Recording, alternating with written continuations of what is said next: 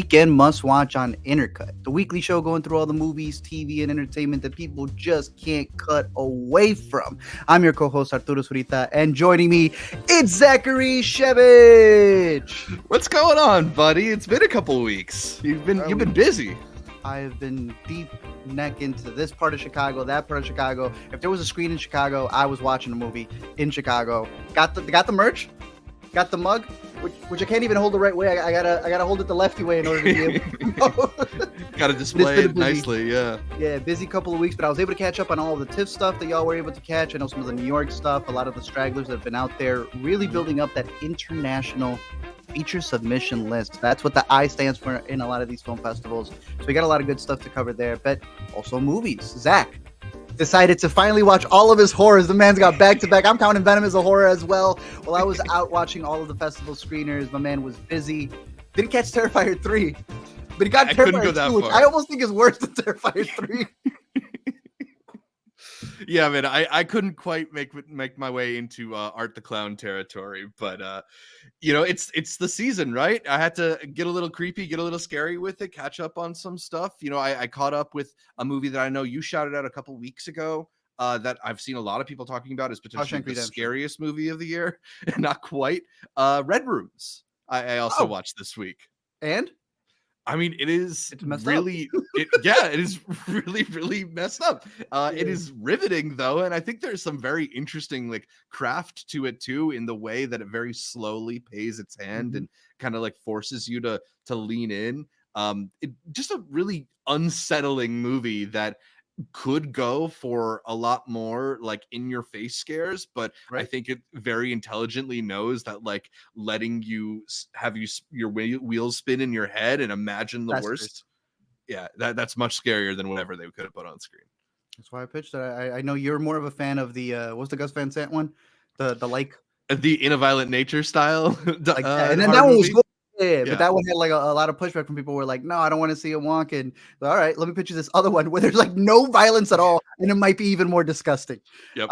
Look, hey, I think it's been a hell of a year for horror. We obviously got the video up with Lee that we did a couple of weeks ago, almost a couple of months ago, where we talked about horror down to the terms elevated, all the different subgenres of horror. This is the year where we got the TV glow. This is the year, because we saw it so long ago, I know people really like the Late Night with the Devil one. Yeah. Bro. Immaculate, First Omen. This has been a jam-packed year for horror. You're mentioning Terrifier. Terrifier 3 was number 1 at the box office. Who? How? Yeah. Turns out Joker wasn't the scariest clown this year. Hey, I'm glad it went to an art, though, I guess. Yeah. But damn, what a week for movies. You know how weird it is? You'd wait outside the theater for New City. That's the one that you got to go to where we saw Crawdads. That's where most of the festival had happened. And they got the posters out there. I'm looking at Joker 2, starring Lady Gaga, right? I'm in 2011, just got transported here. Terrifier 3, a Lego Pharrell Williams movie, some Saturday Night movie starring, I don't know, they say they're A-listers. Think about that. Completely different people. And then I can't even remember what the fifth one was, bro, because it was just the most ridiculous lineup of movies. Who would have thought? But hey, we are here, starting off the week with a movie that I believe played at TIFF. Well, actually, no, we got something more important. We're going to do at the top of the hour. Right, yeah. Big shout out that we need. Shout out to the chat. I see Josh is there, a big supporter of the channel. I think Josh was seeing some of the screenings that we were also catching up on as well. But we want to take the top of the show to thank the Inner Cutie patrons, the most important part of the show. It's Absolutely. winter. They're the tires, the tracks that you put for when the snow comes down. The oil in the car, if you will. Yeah, we don't get to go to the festivals and talk about these movies without the wonderful Intercuties. So shout out to all of them. We've got their names up on the screen, but in the Academy tier, they are Tushar, Cademan, Connor, May, Ricky, Joe, Wiley, Benji, Matt, Jeremy, and Michael, I guess, as well as the producer level patrons, Toon, Brandon G, and the aforementioned Josh, who is live in the chat, as is our buddy Connor. Too. Yeah. So we got a lot of our Inner Cuties here live with us on the show. Reminder that you can join the gang by heading over to patreon.com/intercutpod, where you can sign up for a membership. You can even just join for free to keep up on the latest. But membership gives you cool access to our monthly video chats, the latest of which is going to actually happen later today. So not too late to get in on that.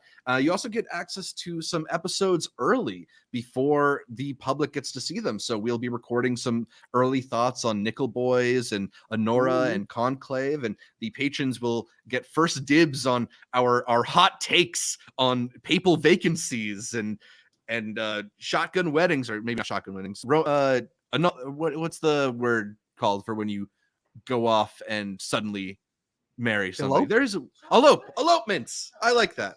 There we go. I just got eloped this weekend, bro. So that's how I know. I'm just messing with you, bro.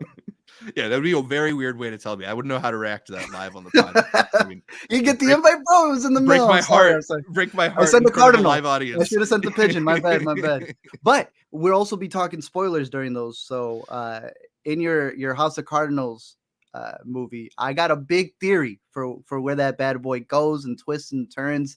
I heard a lot of discussions about that movie, people saying it's very melodramatic, and they're like, you know what, I enjoyed it once I realized it was like a Catholic, what did they call it, a soap opera. I was like, I've never seen soap operas, because this got to be the best soap opera ever. Yes, which, hey, I don't see that as the biggest insult. I can see people want to say it like that. I am a big fan of that movie. Anora obviously as well. And what was the third one we're gonna talk about? Nickel Boys. Nickel Boys. Maybe the best of all. Look, I was talking to people about Nickel Boys. It was like they were baptized in cinema. They were talking to me like they had just come back from a revival, bro. Their eyes had seen the light of the glory of the coming of the King. People are loving Nickel Boys. I'm very curious to see how that's going to play for a lot of people, because I think that one's going wide before it goes to. It should be going to Amazon because it's MGM, but that's a movie where, like, the form, right? I don't like to get too pretentious. We do. The form, Zach, in that movie is insane. So we'll be talking about all those three. Hopefully, a lot of you are catching them at your local film festivals, but most of these should be rolling out in the next couple of weeks. Definitely. And a big shout out as well to our latest 5-star review. You know, we always like those 5-star reviews, whether you're on iTunes or Spotify or whatever platform you're using. They really help to support the show. And we got one from CSO Bonye. I don't know how to pronounce this. Maybe you could leave a comment letting us know how to pronounce it. But the title of the review is In Love, and they said, I've been listening to Intercut for at least a year now, and every week when a new episode comes out, it's like Christmas for me. I love listening to these guys. They give an incredibly broad insight into the newest in film, TV, and entertainment. Keep up the great work and your non-judgmental and kind approach to everything you talk about. So huge shout out to CSO Bonye, who is from Czechia, where we just recently were the #1 film review podcast. Shout out Czechia. Or I told you we could do it, bro. Was it Czechia? Maybe I'm mixing up. Maybe it's Slovakia. I'm mixing up my. Maybe it's got a new name. European countries. Remember, Slovakia. Yeah, right. You never know. I'm thinking back to the Czechoslovakia days. They're discussion, separate republics now. Yeah. Well, that's dope. That's cool. Appreciate that. Shout out to y'all. Yeah. I also didn't mention the YouTube membership. You don't have to go all the way over to Patreon to become a member. There's that button conveniently right here if you're streaming on YouTube. So saves you bandwidth. Yeah, lots of ways to support the show and get us talking about movies. Should we do that? Should we talk some more movies? That's right. We got to do that part. Oh, okay. Movies. There are movies this week and last week and all throughout the month, which is while we're wrapping up everything from October.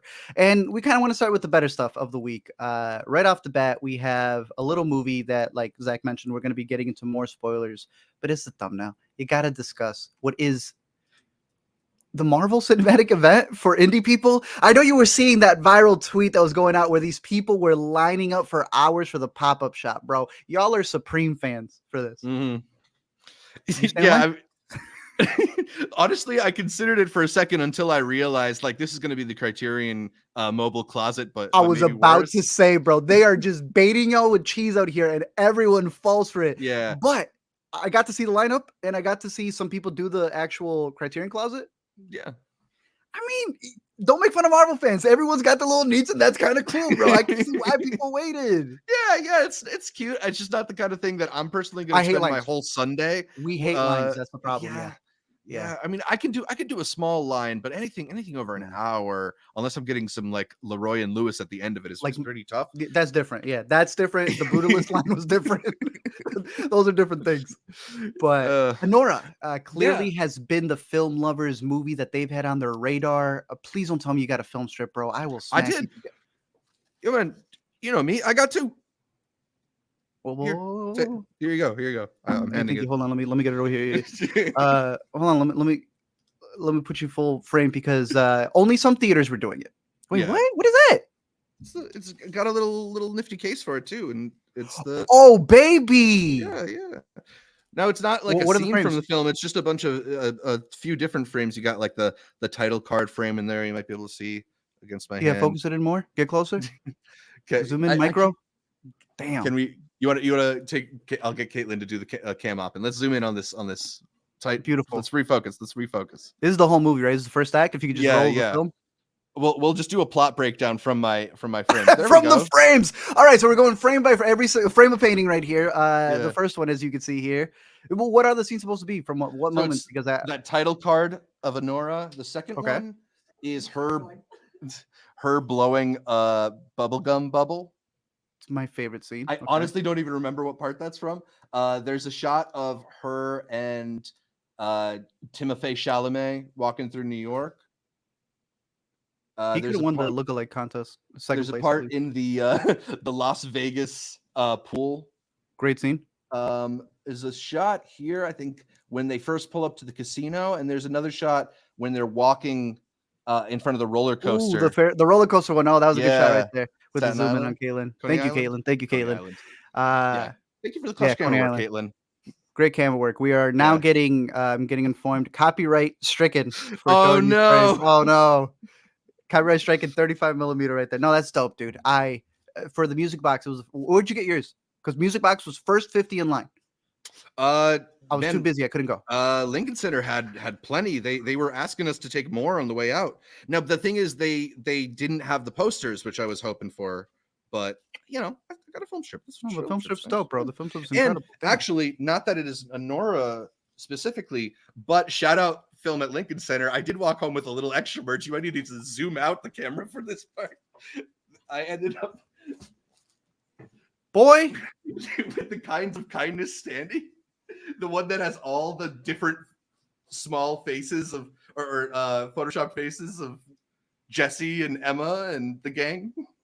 Did you leave with that damn pumpkin too? Oh no, this is just to get in the season. Okay. Sick. Does it get the stand at the back?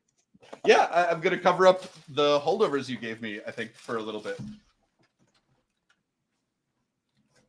If it'll stay. There we go. Crazy.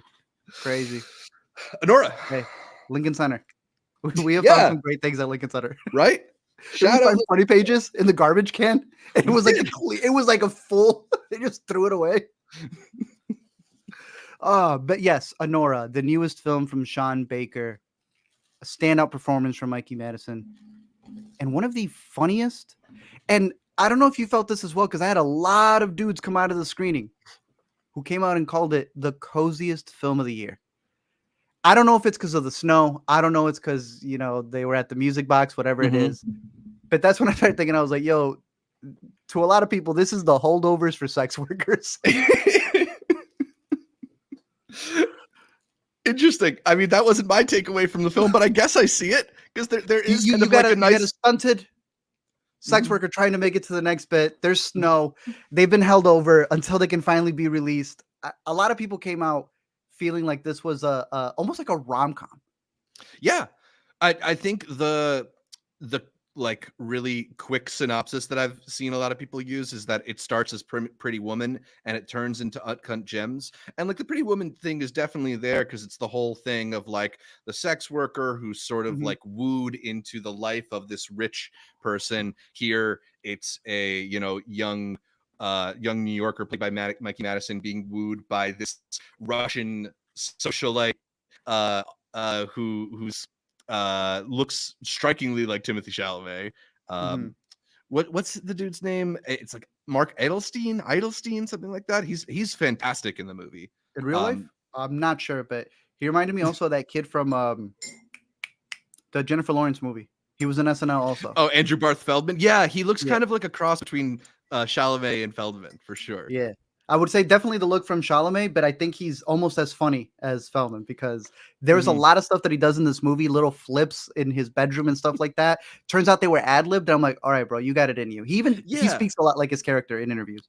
Yeah, I mean, he's just sort of got this like wild, like recluse nature to him. Is a little bit unpredictable, a little bit hard to handle, which fits the character perfectly because he is this, young rich kid who's kind of has the world at his fingers because he has this money and can go on these extravagant trips and splash money and impress his escort girlfriend for the week. But and it's not his, it's his rich daddy's. Exactly. That's where the difference comes in because he never goes to work, which means she always gets to party with him.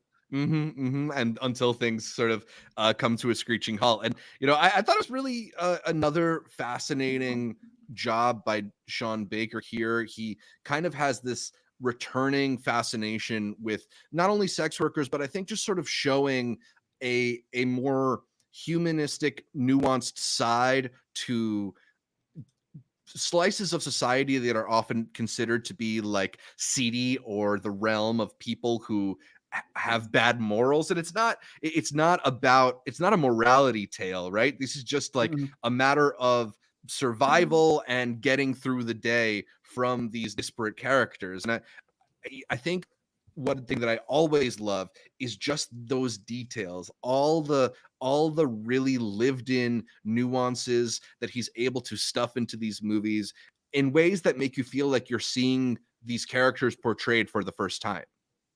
Yeah, I agree because you look at the stuff that he's made, like you were saying, it's a slice of life. He's not necessarily trying to hone in on these people and study them for any other thing than what they are, how they're living, how they're surviving. And in a lot of the interviews, he's mentioned like sex work has been a part of like honestly, his entire run almost. And I'm sure like with our boy, and I got him right behind, what's his name? Ari Aster, right? Man can't make a movie showcases mommy issues without people saying you got mommy issues. Over here, a lot has been brought up of like, you really geared towards the sex workers. And as he has mentioned, he wants to make his stories about people who aren't necessarily given the spotlight, or even more than that, when they are shown, it's in a completely twisted way. And I think he's been able to humanize a lot of his characters, even with the Florida Project one where, you watch it and you have a lot of opinions on the mom, but he's showcasing to you what it's like to be in the perspective of that little girl whose mom does what she needs to do to survive. In Tangerine, the same way, shooting that on an iPhone to be able to catch the grittiness of these underground trans sex workers. Red Rocket. Bro, I'm going to tell you right now, because I know we're going to get a deeper review, so I don't want to get too into it. I think Red Rocket still may be his best movie. As vile as I thought that dude was, I like Anora more. But watching Anora almost made me respect the swings he took in Red Rocket. I think that ultimately Red Rocket, and I even think a lot of his previous films, there's just a little more on his mind. There's a little more in the movie in terms of like commentary on America, on these transactional relationships, on the nature of being like a hustler or a grifter, particularly in Red Rocket. Whereas Anora to me feels a lot more like straight entertainment, like a good time. And there are things on Anora's mind as well. I think it has a lot to say about class in particular and the way that class is really codified in America. And, this is in a way a story about a girl who thinks that she's ascending into a class that she didn't think she could touch, and the world reminding her that you are not part of that elite group. But at the same time, it is a little bit, I don't know, maybe there's a little less beneath the surface, but a lot more just like fun to be had with Anora. I found myself laughing like almost constantly with this movie. There's a scene in the middle particularly that is just nonstop hysterics that I could have just stayed in that room for a whole hour and a half. But I almost felt like they were to keep you there. So for me, I still would put like Red Rocket above this one, maybe even Tangerine, Starlet as well. But I still think Anora is fantastic. Yeah, Anora is, I think, my favorite of his. Like in terms of all of his movies, I'm like, that's the one that I would recommend. That's the one that I would pick. But in terms of filmmaking and the such, I still think the swings he took in Red Rocket definitely were big. And I realized The man kind of looked like Kill Tony the more you look at it now. I saw that he brought back one of the actresses from Red Rocket, the one who sort of plays like the second level drug dealer in Red Rocket is one of the bouncers in the strip club in Anora. I forget the actress's name. Yeah, because she's got that the push and pull with Anora. Yeah, Yeah, where she's yeah. No, she was good. She reminded me of what's her name? Who sings Ooh? I don't remember that song. I do. You know what I'm talking about? Yeah, I do. I know exactly. I don't know why I'm blinking. Yeah, something about, but yeah, she was good in the movie too. Even what's his name? I want to make sure I pull up the right guy. It wasn't Igor, but bro, shout out Igor. Compartment number. It took me until the end of the movie to realize, bro, that's where you're from. You made one of my favorite movies of that year. In Compartment Number 6, definitely check it out. But it was in particular. Let me make sure I find him. Do you remember the name of the main guy who's he's baptizing the baby? Oh, shoot, is that Paul Weissman or Lindsay? I'm not sure. The whole Armenian crew was particularly great in this film. And that was another thing too, that you got this like push and pull between not knowing what language that they're speaking. And I wish they did the pachinko thing. I think that model of the color of the subtitles really adds to you as a viewer if you don't know when they're switching between the two of them. Especially the way the language plays a role in it. Yeah, but Amanda was mentioning this when she had caught it out of TIFF, but one of the fun things that this movie does is because a lot of the movie is in Russian and in English, that you have Mikey Madison's Anora yelling things in English while other people are trying to have conversations in Russian. So you like can both hear and read the subtitles at the same time and see all the different layers of conversation being had. It works really well. Yeah, it's one to definitely rewatch. Yeah. But I believe one of the again, I wouldn't know, but I believe one of the characters said that they were also speaking Armenian. So there's supposed to be this push and pull. Because he had mentioned, he was like, we filmed this a long time ago, so we got Ukrainians in here as well with the Russians, and that the whole bit came out. I finally found the guy because him and his buddy, like this guy Karen Karagulian, they've been making movies forever together. He's been in like all of them, down from I think maybe Starlet, but I know Tangerine for sure. Yeah, he was the cab driver in Tangerine, I believe. Yeah, and I think he's come back to play multiple roles because in Florida Project he plays Narik, and I think he was Narik before, or it was on one of these. He like plays the same character that he did in one of the previous movies. Interesting. I think it might have been here, Arash, and then he comes back as Arash in Red Rocket. So he's got some really cool stuff in the background happening as well. But he had said that the main reason that they made this movie is because they wanted to do a Coney Island type movie focusing on the Russian community that was there. Yeah. And then it accidentally became Anora. But we'll discuss all this and more in our spoiler discussion. If you're tuned in, we're going to be doing that in our Patreon live stream. We'll post it live later. But look, on a rewatch for Anora, I might give 4.5 stars. If I go back and they have more of those film strips, I might give it that extra half star. Because I got to see it digitally, but I know that they're pushing the 35 millimeter. You saw it in 35? I did see it in 35. That's where they were giving out the film strips. Yeah, I mean, look, Sean Baker, I think he's always a filmmaker who has a really keen visual eye and is able to just like make these incredible he has so much life to how he films things. There's a lot of movement, there's a lot of energy, and this is a movie that really matches that well, and to see it in 35 look great. Definitely catch it in theaters. If you can go to the merch shop, whenever it drops around you, go and do that as well. But let us know your thoughts down below. I guess we'll end it with the main thing. You see it securing Best Picture? I know it's a big thing for people. Yeah, so I think people are not only saying that this is going to be a Best Picture nominee, but people are already like saying this might win. And in some ways I see it because, you know, I feel like it got Cannes, I guess, right? Yeah, it got the Palm at Cannes. Yeah. And it also, like, I think sometimes what happens in the Oscars particular is there'll be a film, you know, we saw this with Christopher Nolan, although Nolan's at a different phase of his career than Sean Baker, but sometimes a filmmaker sort of works enough that they gain a reputation as like one of the true artists that like the right movie comes and everybody's ready to give them their flowers. And I think that kind of is this moment with Sean Baker, where a lot of people know what Sean Baker's deal is, and maybe you don't like respond to all the films he's made, but he's made one that is just like undeniably fun and entertaining and a wild ride. And I think that, you know, it'll hopefully be embraced. I would predict right now it's probably the front runner for Best Picture, but I don't know if I feel like runner. Wow. I don't know if I'd bet on it. It's Brutalist is still out there. Well, look, I think both of them securing nominations for sure. I just, you know me, if we're waking up at 7 o'clock that morning, 6 o'clock, whatever the damn hour is, I just want it to be good nominees. I want to look at that list of 10, 5, whatever they end up doing this year, and just be like, I am proud to have lived in a year where we got to experience those movies. Anora is definitely one of them. We'll probably save the 30-minute discussion on Sean Baker's politics for the spoiler review, but other than that, definitely check out Anora when it comes out near you. Definitely. Shout out to Abby in the live stream who said he saw Once Upon a Time in Hollywood in Mikey Madison's filmography, but can't remember what part she played there. Funny, she played a pretty integral part. Yeah, and she was kind of on fire in that movie. But it's funny because literally and metaphorically. I remember when it came out, when we covered it, we're like, oh yeah, we know all these people, right? It's like this man just knows how to get all of the tiny people. Then a year after, right? What's his name gets Austin Butler gets whatever, and they're like, yo, the people from Once Upon a Time in Hollywood. And then the year after that, this year, everyone just took the bit and like really wrote it. And it's so funny because they'll copy the same pictures of Mikey Madison. What's her name from Euphoria? Sydney Sweeney, Margaret Qualley, and Margaret Qualley. Yeah. And they'll all like one person will reinvigorate that, and then everybody goes, bro, did you miss this? Did you miss this? Yes, that was the whole point of Once Upon a Time in Hollywood. Did you miss that?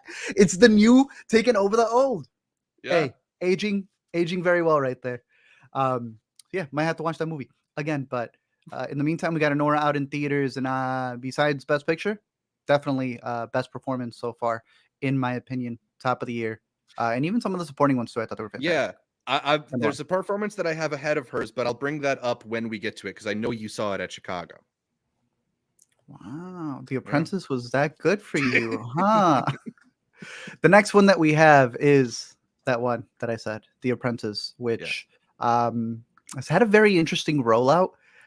It is based off of a book, and it is flipping the idea of Donald Trump's show, obviously known as The Apprentice, where he would fire people. And now it's kind of showcasing who is he the apprentice to. Right. And I have not seen the documentary about this man, Roy Cohn. I remember when that came out at Sundance. Yeah, My Roy Cohn. That documentary looks scary because it talks about all of the insidious things that he was connected to in order to become the powerful individual that he was, right? A lot of Diddy like experiences there with the parties that he threw to get some people to understand at what level this man was and how he had so much control. This is the guy who taught Donald Trump.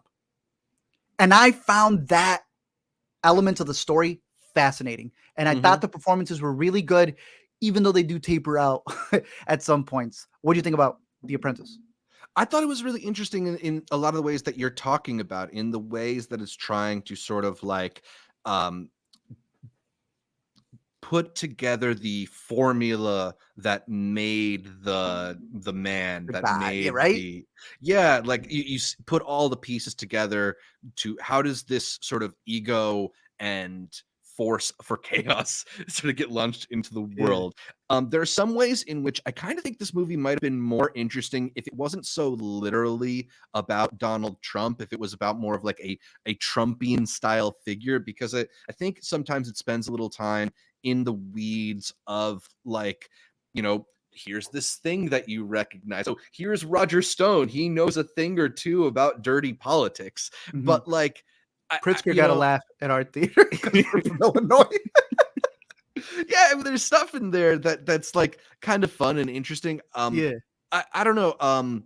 It is a detractor for sure because I've seen a lot of people have this debate of like who wants to see a Donald Trump movie. Yeah, so close to an election, whether you hate him, whether you love him, there's not really a push and pull for you to have here. But this has been happening a lot this year.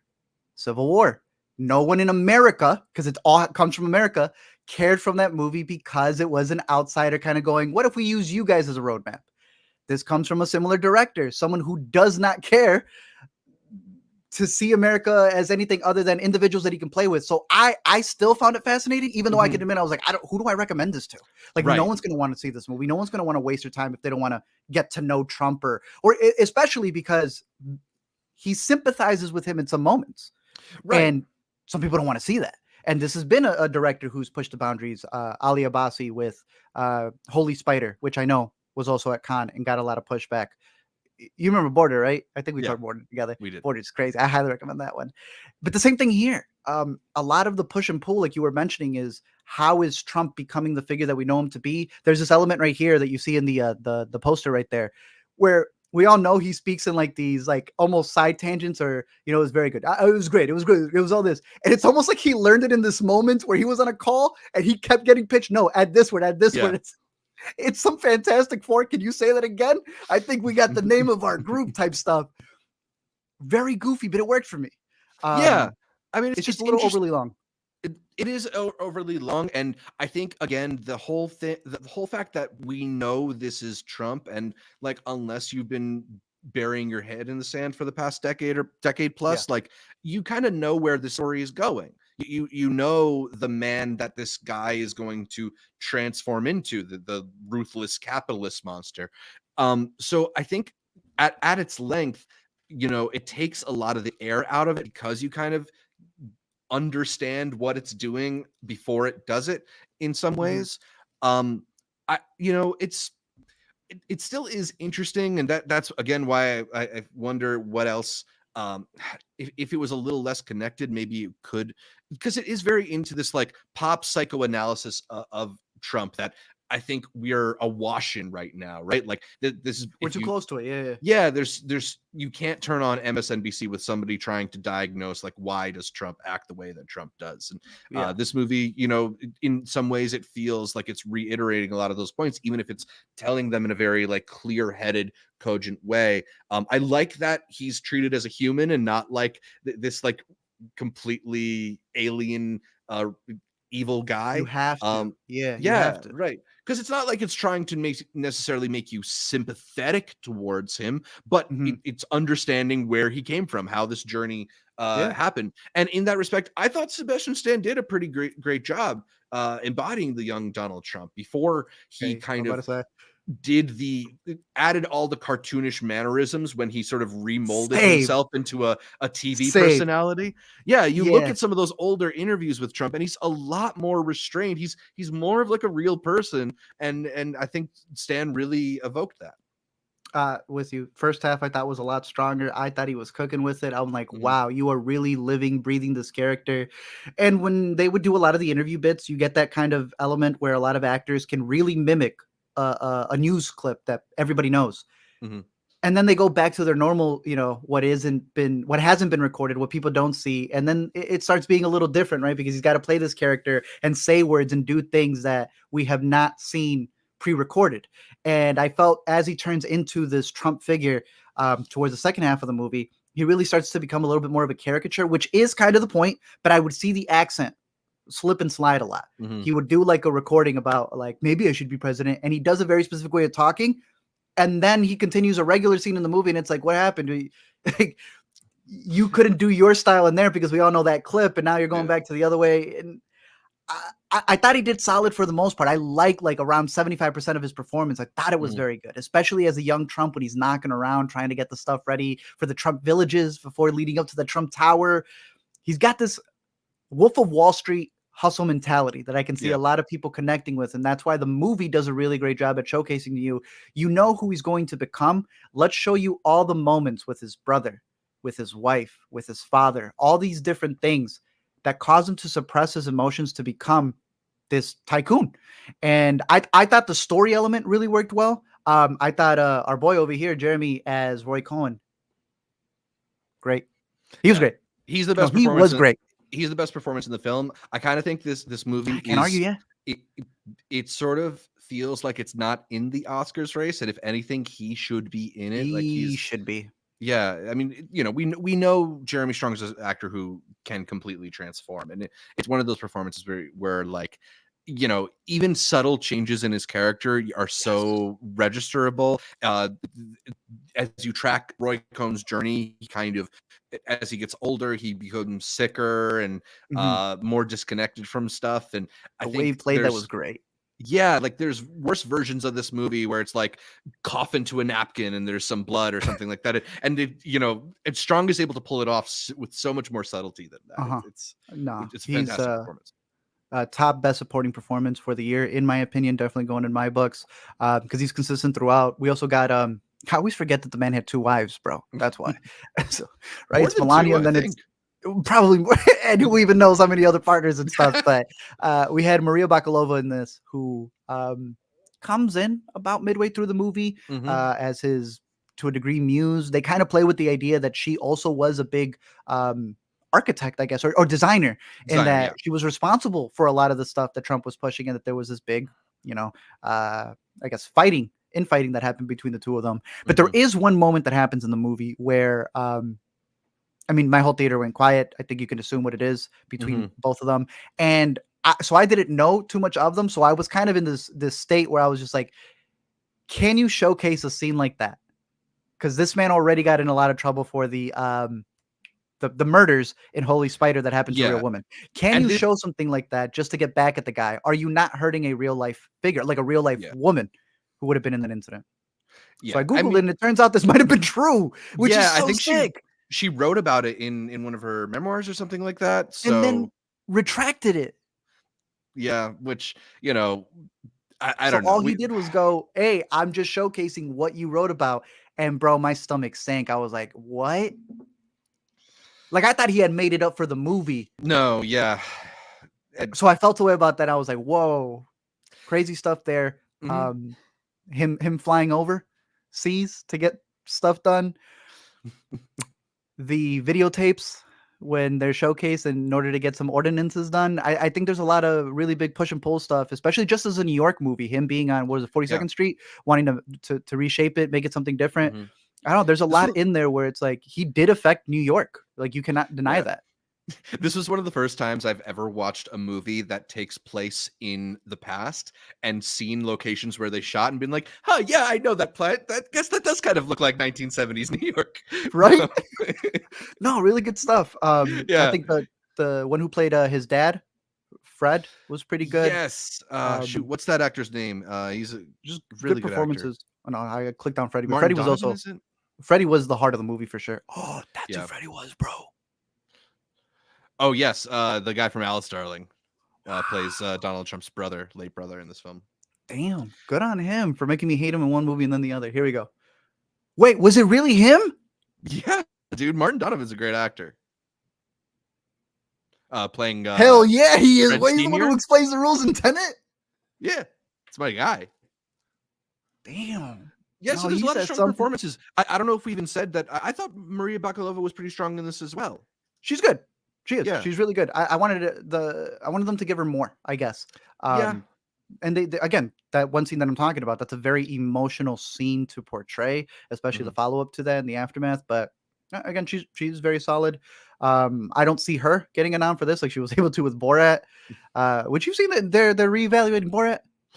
Yeah, well, I mean, Sasha's doing them no favors by whatever. My goodness. Yeah, but no, she was decent as well. And overall, I think I do think it's a solid movie that's just come out in a time where people aren't going to embrace it because they'd either be too close to it.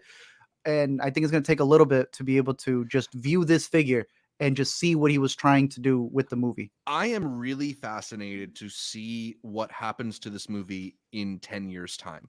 Like, will we look back on this film as this kind of like clear-eyed portrait of this massive political figure, this incisive document that really spoke to the heart of who he was? Or will we look at it as like liberal cringe from the mid 2020s where we thought like, oh, maybe this movie could stop whatever is happening?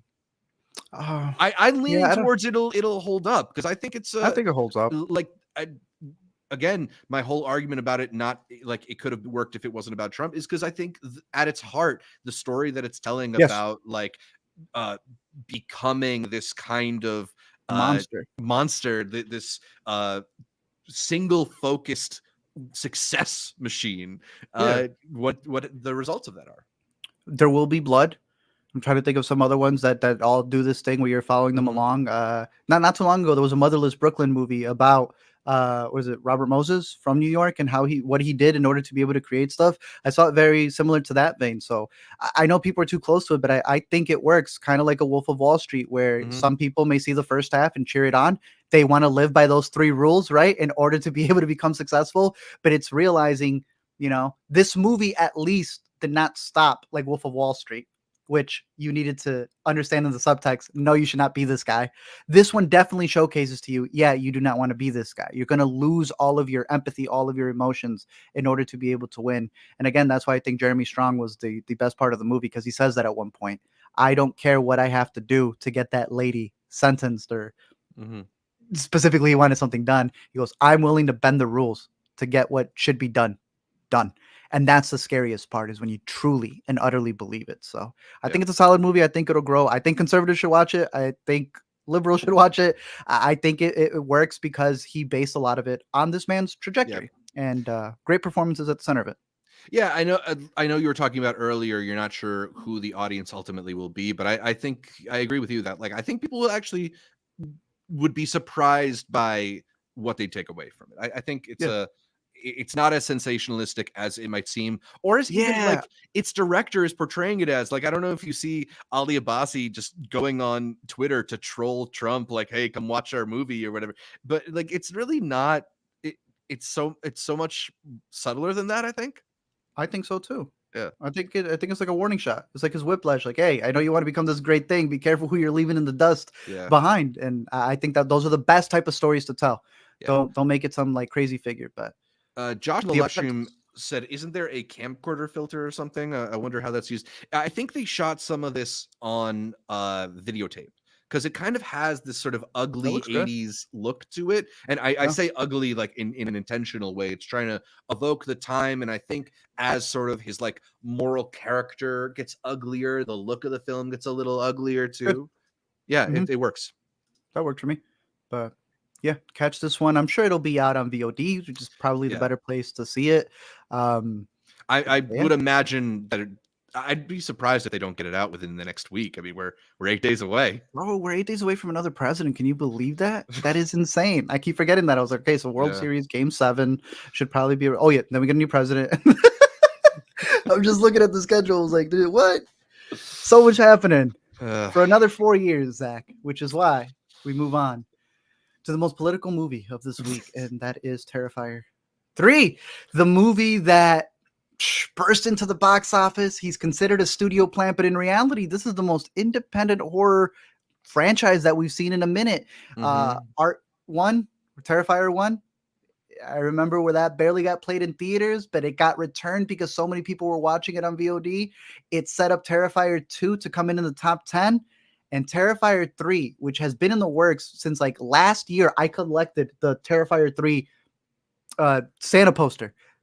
This man made such a great deal with AMC that opening night, our theaters were packed. I was sitting in the same row as a guy dressed up as Art, so I moved a row to the front, of course, because he brought his bag with him, and I was not going to play with that. You said you saw 2. I don't believe you've seen 1. There's also short films that he comes from. I got to see Terrifier 3 in theaters. It was really hyped up for that ending the beginning, actually, where people were walking out. When I walked out, a guy next to me called up his friend. He said, bro, I just saw the craziest thing in the world. People are loving this movie. Yeah. What did you think of Terrifier 2? Well, you say I watched it. I put it on and occasionally glanced at the screen because this took off your glasses so you couldn't even see. Come on, bro. This is not my style of horror, and we'll get more into that when we talk about Smile 2. But like, these are the types of horror films that kind of like pushed me away from the genre when I was younger, because they are aggressive, punishing, disturbing movies, and intentionally so. Like, I think it's one thing to say that they're like artless or bad or whatever because you don't have a taste for it, but like I think they are very successfully pushing buttons, and the whole story of the organic growth of this franchise is not only a fascinating one, but I think like an inspiring one when it comes to movies, right? Like Amen. we're always, there's so many people who complain about like what the studios produce and the lack of options that we get, and here is something that's sort of been supply and demand. Like the people clearly are responding to Art the Clown.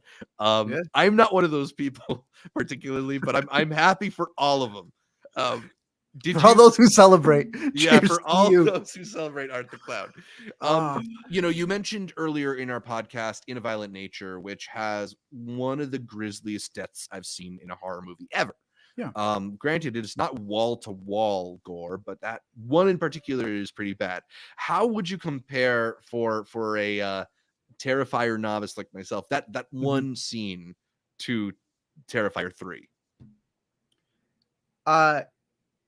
It's like that every 20 minutes, I guess. But the thing is that the production design and the way they were able to do that one in A Violent Nature, I think still tops it, mainly because of its setting, mainly because it's like the big one that you're leading up to.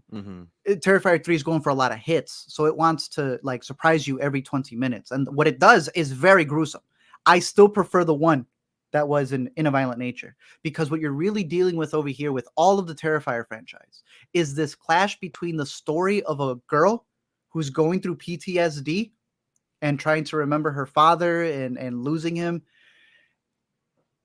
and then a mime / clown who's doing Charlie Chaplin stuff, but it's not him hurting himself, it's him mutilating people. And I think that's where for me the clash is. Like, I know people love the main character, the girl and her brother and all the stuff that they're doing, but like that needs to be put to the side, because a big part for me is like, yo, if we're just doing like Three Stooges, but instead of them bumping into each other, it's chopping up a person in half, you know, filleting them, all these different things.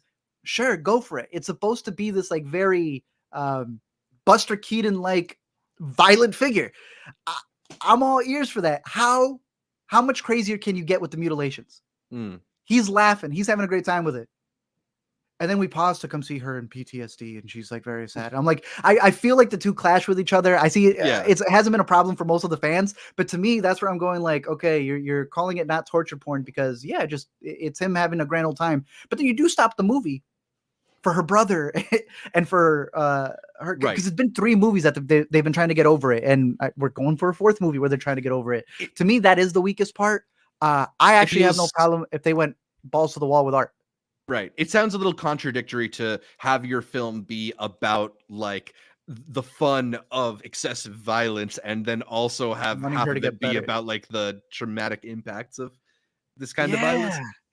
And look, I know they're trying to be like a Halloween, right? Halloween has always been that. You're going in to see Michael Myers / people. And then at the same time, we're always with Laurie Strode. Oh my goodness, how is she going to overcome this? What are the different things you can do on her? That's it done the best. Here, I don't think the performances are strong enough to uphold it. And I think she's a great lead. She's a good screen queen. I think Art, the goofier that he gets, the more, the funnier it is, I guess. I've never seen him as a terrifying figure. I've seen him as an obnoxious figure. Like, that's all he is. He's trying to get a laugh to nobody but himself in all of these scenes. But I think Terrifier 3 definitely levels up what the other two were doing. There is literally a torture porn scene. I don't know how else to put it other than when you see it, you go, no, that is literally torture porn.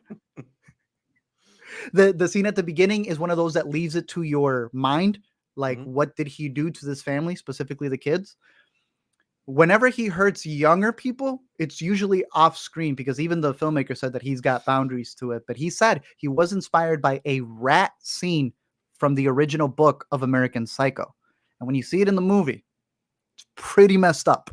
If you're a person who, when you see things up on the screen, you have to yell, "You're not scary." Yeah, these are not for you. But if you're a person who likes to see the practical effects of stuff, like I worked with a lot of people in school, that's what they were going for: the blood, the guts, all the practicality of how they can make it. I mean, I don't see any of this as real.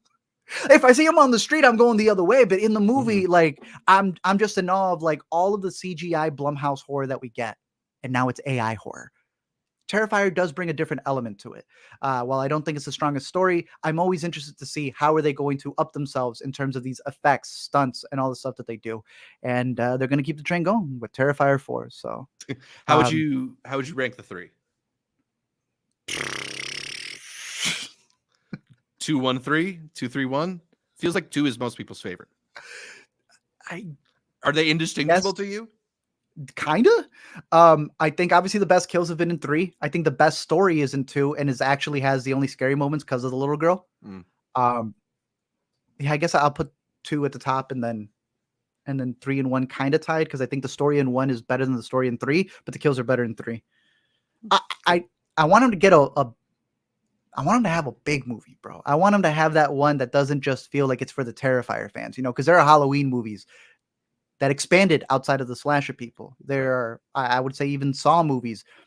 I think they need one that'll smack, they can come later, They are already not doing what normal franchises do in self-financing and everything, but I hope the best for them. For my Tokayo art, hey, you'll get one, but number 1 at the box office, that's not bad. Who cares what I rated it? The fans came out super happy. Nice. Yeah, I mean, probably feels like the best thing to go see in the theater if you're looking for like a Halloween scary movie right now. Oh, perfect. It'll deliver easily. Yeah. I am curious because, again, I was in the middle of the film festival, so I didn't get the chance to see Smile 2, but we got to see Smile 1 together. I was a pretty big fan of it. I liked the story that they were going for. I know some people have been really big on like, oh, don't take this as therapy. I mean, you were a fool if you already thought going to the movies was going to be therapy for it. There are a bunch of movies that cover this type of story where it is horror in order to reflect mental illness. I don't believe either movie should be taken as a doctor's note. But I've heard this one ups the ante. I know you saw the first one. How was Smile 2? And would you recommend it in theaters, or is it a no for you? Look, I think if you are a fan of this style of horror film, if you're a fan of the Terrifier movies, particularly, or the previous Smile movie, you're gonna really, really enjoy yourself at Smile 2. I did not, but that is not a meaning. That's not me saying that this movie is not well crafted, really smartly done, and like just locks you into your seat. I do think that director Parker Finn, who did the first one, is leveling up in a lot of ways with this movie. It's there are these really incredible, terrifying set pieces, and I feel like particularly he's able to use all these sequences in which the lead character, who's played by Naomi Scott. Yeah, that's my girl. Lemonade Mouth. From what? Lemonade Mouth. She's a Power Ranger, and I think she's in Aladdin. I don't know what this Lemonade Mouth thing is. You don't know Lemonade Mouth, bro? No, I don't know Lemonade Mouth. What? You don't know about no Lemonade? Never mind, bro. Those who know. I like how that's the one that stood out. Right? And it's higher in her popularity than I expected, man. Hell yeah, bro. We don't play lemonade mouth heads. Well, she plays this pop star Sky Riley in the film, and there's all these sequences in which they're like doing dance rehearsal, or she's like wearing these elaborate costumes.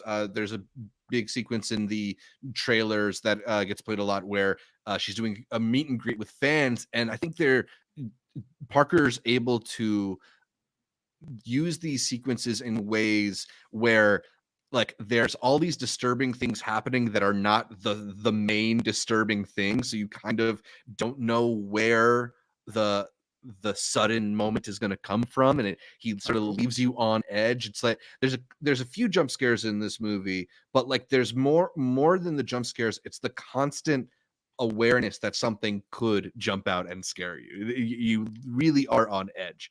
And this is a movie about this like demon that infects these people, and once you see this a traumatic death, it sticks with you for 7 days, like The Ring, before it ends up killing you as well.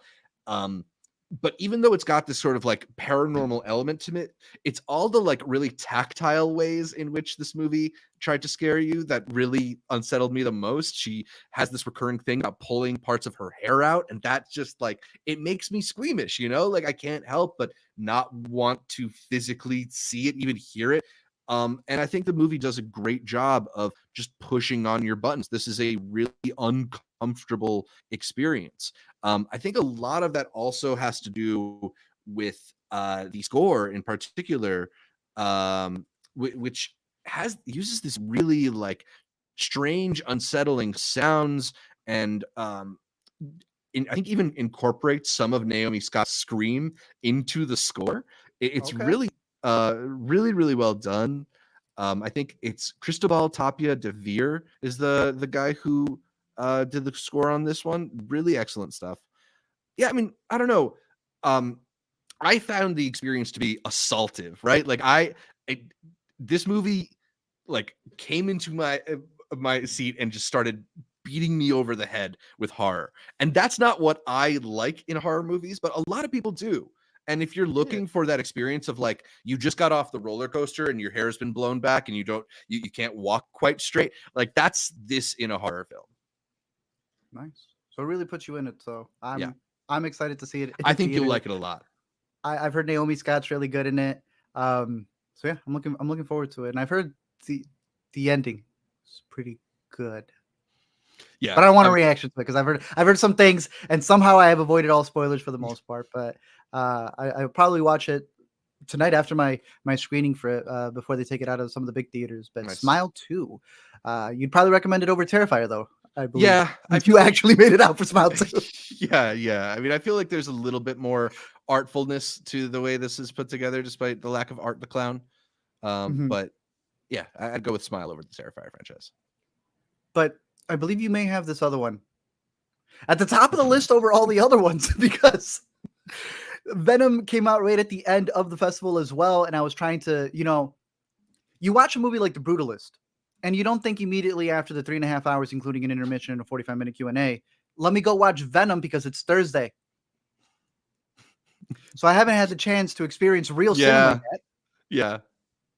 But did I make the right move? Was this the actual palate cleanser? Is this what I needed? Was this what should have topped off my Brutalist screening? Venom: The Last Dance? Nah, man, I'd rather just sit in a chair and think about The Brutalist for 2 hours than watch this movie. I don't know. I have not really been on board with the Tom Hardy Venom franchise. I know I like the first one. It has its defenders. People have a good time with these movies. They're not taking themselves too seriously. Tom Hardy is having a lot of fun in these Sony's movies. not taking it seriously. So I didn't really enjoy the first two, and then the trailers started coming out for this one, and I thought, like, you know what? I might just like enjoy the silliness of it. I might just lean into it and have a good time, and I just couldn't get myself to care. There's some funny bits in there, but I think there's also just a lot of like very try hard moments where you can feel them hoping to create a meme that I don't think they're going to actually create. I don't know. Ultimately, this is the movies have kind of abandoned the like actiony premise, and they're much more about the silly antics now, whether it's like Venom takes Tom Hardy to a casino where they start gambling, or like Venom joins in a sing-along with a group of with a family band and stuff. Like it's all these like really ridiculous situations that they've decided to put their alien symbiote supervillain into. And I think if you have a connection to the character, it might be funny to see this kind of take on it. I just don't really care that much. I don't know. There's some silly moments. I love in particular the swingers reference once they get to Vegas, but ultimately it just kind of feels like this plot's on autopilot and they're just looking for excuses to do random ventures with Venom. And I wasn't invested enough to want to stick with it the whole time. But maybe some people get a little more. Yeah. It gets a little emotional at the end, but Uh, Should I catch it in a theater or just wait? I mean, you like these movies more than I do, so maybe. I like the But first one. I yeah, like and Tom Hardy. It's the only reason I want to support him. I wouldn't say the movie looks bad. You know, it is an expensive, big CGI spectacle. It's not one of the best ones of it, but I don't know. I can't. It's not a strong recommendation, but you watch a lot of movies. I think you can see it on the big screen. So after that one, we have a couple of horror films that came out, if you want to call them horror films, more like a rom-com horror from Sundance, as well as a TIFF pick from last year. But the first one that finally got out into theaters, which is crazy to think that this one and not what I think both of us consider the better film, Woman of the Hour, got the theatrical run, but that's because this one's on Netflix. Yeah. Again, the first one being Your Monster. I think it got a good amount of theaters out there. It is a rom-com about a woman who I believe has just gone through a breakup. And then I can't even remember a monster from her storybook. I can't remember what it was. Like she literally just starts living like Beauty and the Beast. There's I think this it guy. was like the monster that she grew up thinking was in her closet, right? Like the way we all as kids are worried about, oh, there's a monster under my bed, and it's that childhood idea of a monster under the bed, except that like it becomes her sort of roommate after a breakup. Yeah. So she starts dating her Sully, right? And I think it would have been better if you had a little bit more of a Mike Wazowski in there or something else. Yeah. But it really is almost like a COVID movie because it's just them inside the house. Like you said, they're roommates. They're living with each other. I thought the humor worked pretty well, especially with the audience that I had seen it with. I know you had a little bit pushback of it, but I actually don't disagree with the way that you broke it down because it is very much like, that. Right. Like I'm not saying the movie is bad. It's just to me, it's sitcom level writing. Like it feels like watching Ghosts on CBS where it's like, oh, I'm roommates with a bunch of dead people, you know, like it just there's a hokiness to it. Ghosts makes me laugh though. I was about to say, look, I don't watch Ghosts like that, but Ghost had that one trailer during the Sunday Night Football where she said, I got a telephone, ask me my number. It's 4, and that does get me laugh. It gets me to laugh every time because she's so old. I think a lot of the heart in this works more than the jokes that I could remember. And I think that's why I was okay with it, because you really do have two good actors who are fully in there trying to embody through humor how sad they are, how trapped they are. I did not realize, we know Melissa, there's not really. Shout out to Melissa Barrera, who is the star of this. I think this might be her first leading role. Oh, I guess Abigail, right? Well, Abigail. Yeah, and you're right. So you're saying since Scream, Abigail, and I think this is the first thing we saw her since the Scream news. Yeah, because that happened around the time of Sundance, I think. Yeah. But I want to give a shout out to the guy who plays the Beast, the monster, Tommy Dewey, bro. Yeah. Whole movie during Saturday Night Live. I thought it was Joel McHale. Nah, the guy playing Michael O'Donoghue. Yes, and I'm like, it can't be Joel McHale. Dude, when the movie ended and I searched him up, I was like, I knew there was something about you, but how am I supposed to look through all that makeup? He is excellent. He is probably the most consistent part of the SNL movie. I thought he was pretty good in here as well, because like you're saying, it takes a lot to make a sitcom type of, to make a lot of those jokes in a theatrical setting and be able to move on to the next point, especially with all the makeup that you have on you. This was a movie that we had seen kind of like back to back with Sasquatch. And I don't think they skimped out on his makeup for the most part, especially with the lighting and all that they do. I also think it has a very dark ending from what I recall. I don't know if they switched it out, and I had the chance to rewatch it, but I thought the ending worked pretty well, because I'm like, do we not see what that entails right there? Like what you just did? So overall, I would recommend it. I think it's worth going out to the theater, even as a matinee. But again, with movies flipping out so fast, I think this would have been a really good kind of like not a Valentine's Day movie, but with, if you're going on an October Halloween date, this isn't the worst one to watch, in my opinion. Yeah. I thought it was enjoyable. Yeah, I meant more of a stream it for it. I think I ended up 2.5, which to me is still a watchable rating. But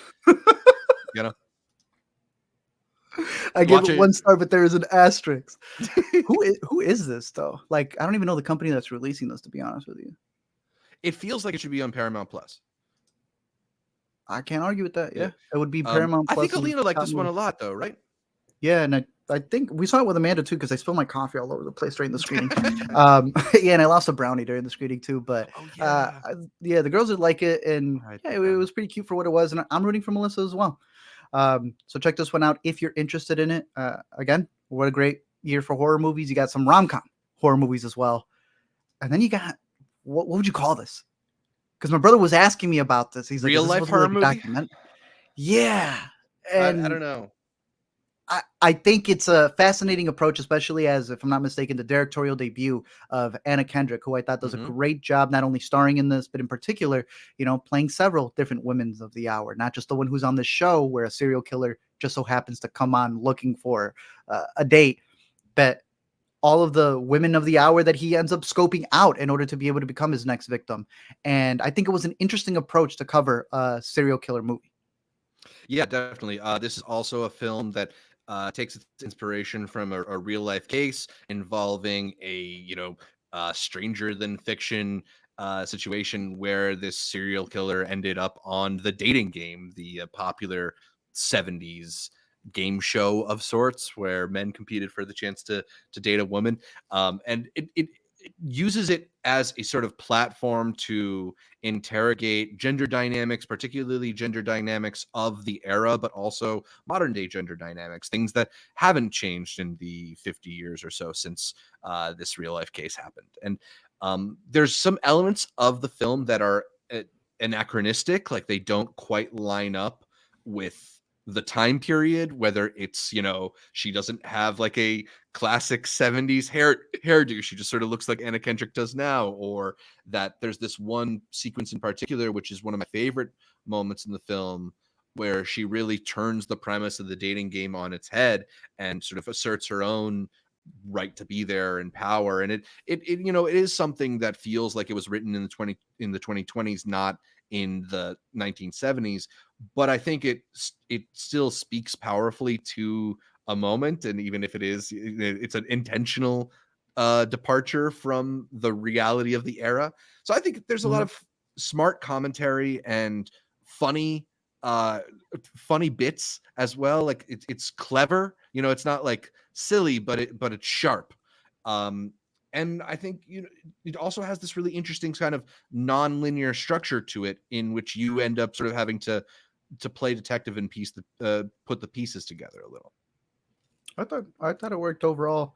I thought it was pretty tense. Like you said, I think that may be the biggest issue that people have with it, is like how there's like what feels like loose ends. But I think that you have to have something like that, especially when it's based off a real life case where a lot of stuff doesn't get answered. And I think you have one particular character who is trying to survive with the guy, and it's the approach that she takes that I think has caused a little bit of a buzz. There's only so much you can say because it's a true story, and it did play out that way. But I would recommend it. Again, I think this should have been out in theaters. I think it would have been a really good rollout for her. Man, poor Anna couldn't even be there for the premiere of the movie. We know she was in the room when it happened, but that was the strikes, and now she couldn't even be in the room for the theatrical release. But it is available in the comfort of your own home. Woman of the Hour gets my recommendation. Yeah, I mean, look, it is this thing, like we don't like to trash Netflix too much, because first of all, like, it's a platform that has produced a lot of things that we really like, and is a platform that has made it easier for a lot of people to see a lot of things. But it sucks. But look, we see it with movies like Woman of the Hour, and we saw it recently with another one of our favorites. It's What's Inside. Like, movies go to Netflix and they kind of just die there sometimes. Like, I think Woman of the Hour hit the top 10 for a little bit, but I'm not seeing as much buzz as I feel like it deserves. So if you haven't had a chance to watch it yet, if you haven't had a chance to watch It's What's Inside yet, make sure you circle back to these movies. Also, The Irishman. It's a really good Netflix movie. It's up there. Who directed that? In case you saw half of it. Definitely check that one out. But that is the movies that we have for this week. Like we had mentioned, we'll definitely be covering a couple of more stuff in depth, including Anora, including Conclave, which you should definitely check out both of those in theaters, and Nickel Boys, which is on the horizon. I believe Nickel Boys has a December date, though. Yeah, so I think December 13th, but they might be doing some You read the book? stuff. Yeah, I did. I'm gonna have to jump into the book. So if anything, that may be the only one we don't cover today. We'll go full in depth for Anora, Conclave as well. But put Nickel Boys on your horizon. And if you have a film festival bit for it, definitely go check it out, because that is one that you definitely want to see with an audience. Actually, not even. You ain't got to see that one with an audience, but you have to see it on a big screen, and you have to see it on like a very tall screen because of the aspect ratio for it. That one's very good. But let's get into some Chicago stuff. Did you have any pilots? No. Yeah, nothing we have to talk about right here. Let's talk about Not too much, right? Sif. Sif. Where's all my Sif stuff? I got a bunch of stickers. Sif was pretty decent. Shout out to all of the people that we were able to meet in lines and stuff like that. Had a bunch of tickets, had a bunch of little pins and stuff. It was a big year for the 60th anniversary, and I thought that for the 60th anniversary, they did a really good job with the logos and such. And I thought they had a great lineup as well. I'll go through the list of the stuff that I have, kind of in no particular order, but a semi ranking. Like we had mentioned prior, the festival took place at AMC New City Music Box Theater, which is where a lot of the big premieres were happening. As well as the Gene Siskel. And I was able to hit all three for the most part. The last one I was missing was the Gene Siskel Center, and I got to see the No Other Land documentary that's been getting really hyped up by a lot of critics. I believe that might have been the last movie that I saw for the festival as well in a theater, but through screenings and all that stuff, let's break down this list of movies. I know Zach's seen a good amount of them, so we'll just go through them. I'll start off with the ones that I think should be maybe watched at home, because there's a lot of these that none of them are bad. I don't think the festival ever does bad selections. But maybe not ones that I would tell people to go rush out into the theater to go see. Yeah. I was very excited for The Rule of Jenny Penn, but this is a movie where, man, you feel like you're trapped in there with them. It stars Jeffrey Rush, who is a judge who gets kind of sick, causing him to go into a nursing home. In the nursing home, John Lithgow decides to terrorize people. How long he's been terrorizing people? Who knows? But he does it in particular with this little doll called Jenny Penn, and everyone has to live by her rules, where they have to lick her butt, which is just the bottom of his hand. He is vile. He is demented. He does all these things to the elderly people who are there. Who is going to stop him? Maybe Jeffrey, maybe not. It's not a bad movie. It's decent. It's got its thriller elements, but at a certain point, you are trapped in there like a lot of these guests. You don't know what to do, and it is a little torturous sometimes because no one wants to listen to them, and it becomes this almost power dynamics between the two of them. I would recommend this one at home. I'm not exactly sure who picked this one up, but it's not bad performances from Rush and Lithgow, and I obviously will have another John Lithgow movie at the top of my list. But if you wanted a decent little horror nursery thriller, The Rule of Jenny Penn. If you're not into dolls, definitely don't go, because they do some very interesting stuff with the doll kind of haunting them as well, that they play with the visuals. But Annabelle is still the reigning queen of creepy movie dolls, or are we giving that to Megan instead of Jenny Penn? I mean, Chucky and his bride still at the top for me, but I could see a cinematic universe combining them as well. Some of the other movies that I was able to catch here, I know you saw this at TIFF, The Return. Another one that I know is going to get a theatrical release, but for the most part, I think you could watch it at home. It's supposed to be a take on Odysseus, who is, getting washed up onto the shore after being gone for so long after the Trojan War, and everybody wants to get with his wife. And when she's played by Juliette Binoche, I mean, there's a reason why there was a line out the door. But the queen is waiting for the king, so much so that when he returns, will they even remember what he looks like? His son definitely doesn't. And I almost didn't even recognize the son, because Charlie Plummer, my boy's grown now. Yeah, boy's a man. He is swole. He is there. He is trying to avenge his father, who he doesn't even know. And even Ralph Fiennes comes in looking as bulky as he can be. Again, Ralph Fiennes will be in a bigger selection that I'm going to mention later on, but it's an okay movie. Yeah. Like, I didn't hate it.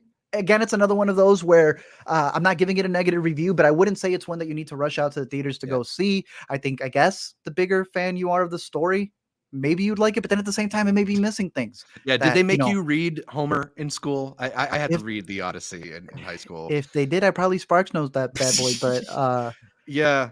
I mean, I never really connected to that story. Like, it is a, epic tale that feels so distant from us that it just doesn't feel like real in lots of ways, and it is mythic also, so obviously there's elements of that. But I thought one of the things that was interesting is how Umberto Pasolini was able to kind of base this in real places, in the idea of like missing somebody who's been gone for a long time and not being sure when they'll return, in sort of the the nervousness around like how will they think of me after I've done these things. Like it's really centered in like very relatable ideas, and it takes this like huge epic tale, Homer's tale, and just focuses on like the return, the title of the movie, literally the end of his journey. So I think it's cool how it's able to make a Greek epic tale this small intimate story. Personal. Yeah, but it is also a little bit like just languid and not really exciting, right? Like beautiful locations. Yeah, but it's also shot like it's lit by studio lights, but it's not. It could just be the format that they shot it in, especially when you're in the sequence right here where, you know, it's time for him and his big return to take out everybody else who was kind of in his way, who was trying to take his wife. And it's cool. He's cool. They're both great actors. I want to, you know, there's a lot of unspoken things where they're like, where is my husband? And you're like, she's got to know, bro. This was your man. You got to know that that's him. Yeah. But I think it could have been a little bit of a better movie. And maybe it could be adding a lot of the elements that were cut out from the original story. But again, not a bad one, but I would say one to just wait till it comes out at home. I think it's still worth catching the story. And unless I thought the shootout scene was kind of decent. Yeah. Unless you just want to see Ray Fiennes hang dong on the biggest screen possible, like that's there for you as well. But yeah, you could probably wait for this one. That one should be coming out December 6th, if I'm not mistaken. So keep that one on the horizon in case you did want to see it in theaters. Some other really quick mentions here would be Toxic, a movie about a bunch of young girls who really want to make it into modeling, but they live in this like very small European town, and they are willing to order tapeworms offline in order to be able to get skinnier. Some of them are willing to raise funds in whatever way they can. I thought it was an interesting portrayal of what they're willing to do to be able to get out of this town, and how those towns are also exploited by modeling agencies that come in because they know who's really taking care of these kids, who's watching over them. We can take them to New York. No one's going to do anything about it. It's shot in a very gritty way. These girls will fight and the camera's in there with them, like almost trying to get a punch or two in. So if it interests you, there's a trailer out for it as well. Put this one on your radar. Another one that I found pretty interesting was this very indie movie. I believe it hails from Canada, about a documentarian who wants to go out and film all of these museums, all of these like just little pockets all throughout Canada where people are trying to explain things to you, be it creation or be it flags, be it airplanes. She just wants to see how people are describing different stuff, while the movie itself is also trying to describe her journey and what she's going through. I found it to be a really interesting story, even though everyone talks in a very almost monotone way. There's a certain point where a character comes up to them and asks, "What are you guys doing?" "We're filming a movie about museums." "That doesn't sound interesting." "Well, it's really how the museums represent the She's like, "That sounds a lot better." Very much in that indie spirit, but I dug what it was going for. And I thought it was an interesting push and pull about what happens when you have your art that you're trying to display and how far you're willing to go into your work before you put yourself forward as well. So a good little indie film. I know it's been playing at some other festivals as well. Check this one out if you're interested.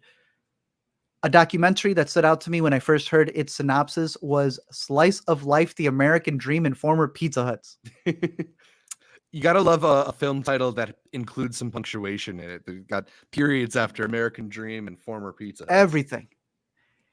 It's a bunch of Pizza Huts that are no longer Pizza Huts, that have been taken over by churches, barbecue spots, AA meetings, all these different things. In particular, they all stand out because they have the hut. All of these buildings were created with the hut. So you get a little bit of the backstory of Pizza Hut, and then you get all of these random side stories about all of the people who have now taken over these spots and the such, and how they're trying to create their businesses. And it was interesting. I think it could have gotten a little bit more in depth, either into the history of Pizza Hut, or, you know, there are particular stories that they choose mainly because of the struggles that they've gone through. Like there's no one's getting chosen if there isn't trauma involved or an uphill battle of some sort. But an interesting perspective to take.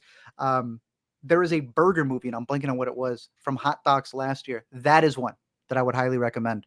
I mentioned it on the podcast before, but it's about a Canadian burger shop. And it was like a franchise that a bunch of, I think, Lebanese people. The Lebanese Burger Mafia. Hell yeah. Thank you, sir. Lebanese Burger Mafia. Very similar to this. Also going through all of those franchise spots and how It was a bunch of immigrants just surviving off of this one secret patty formula.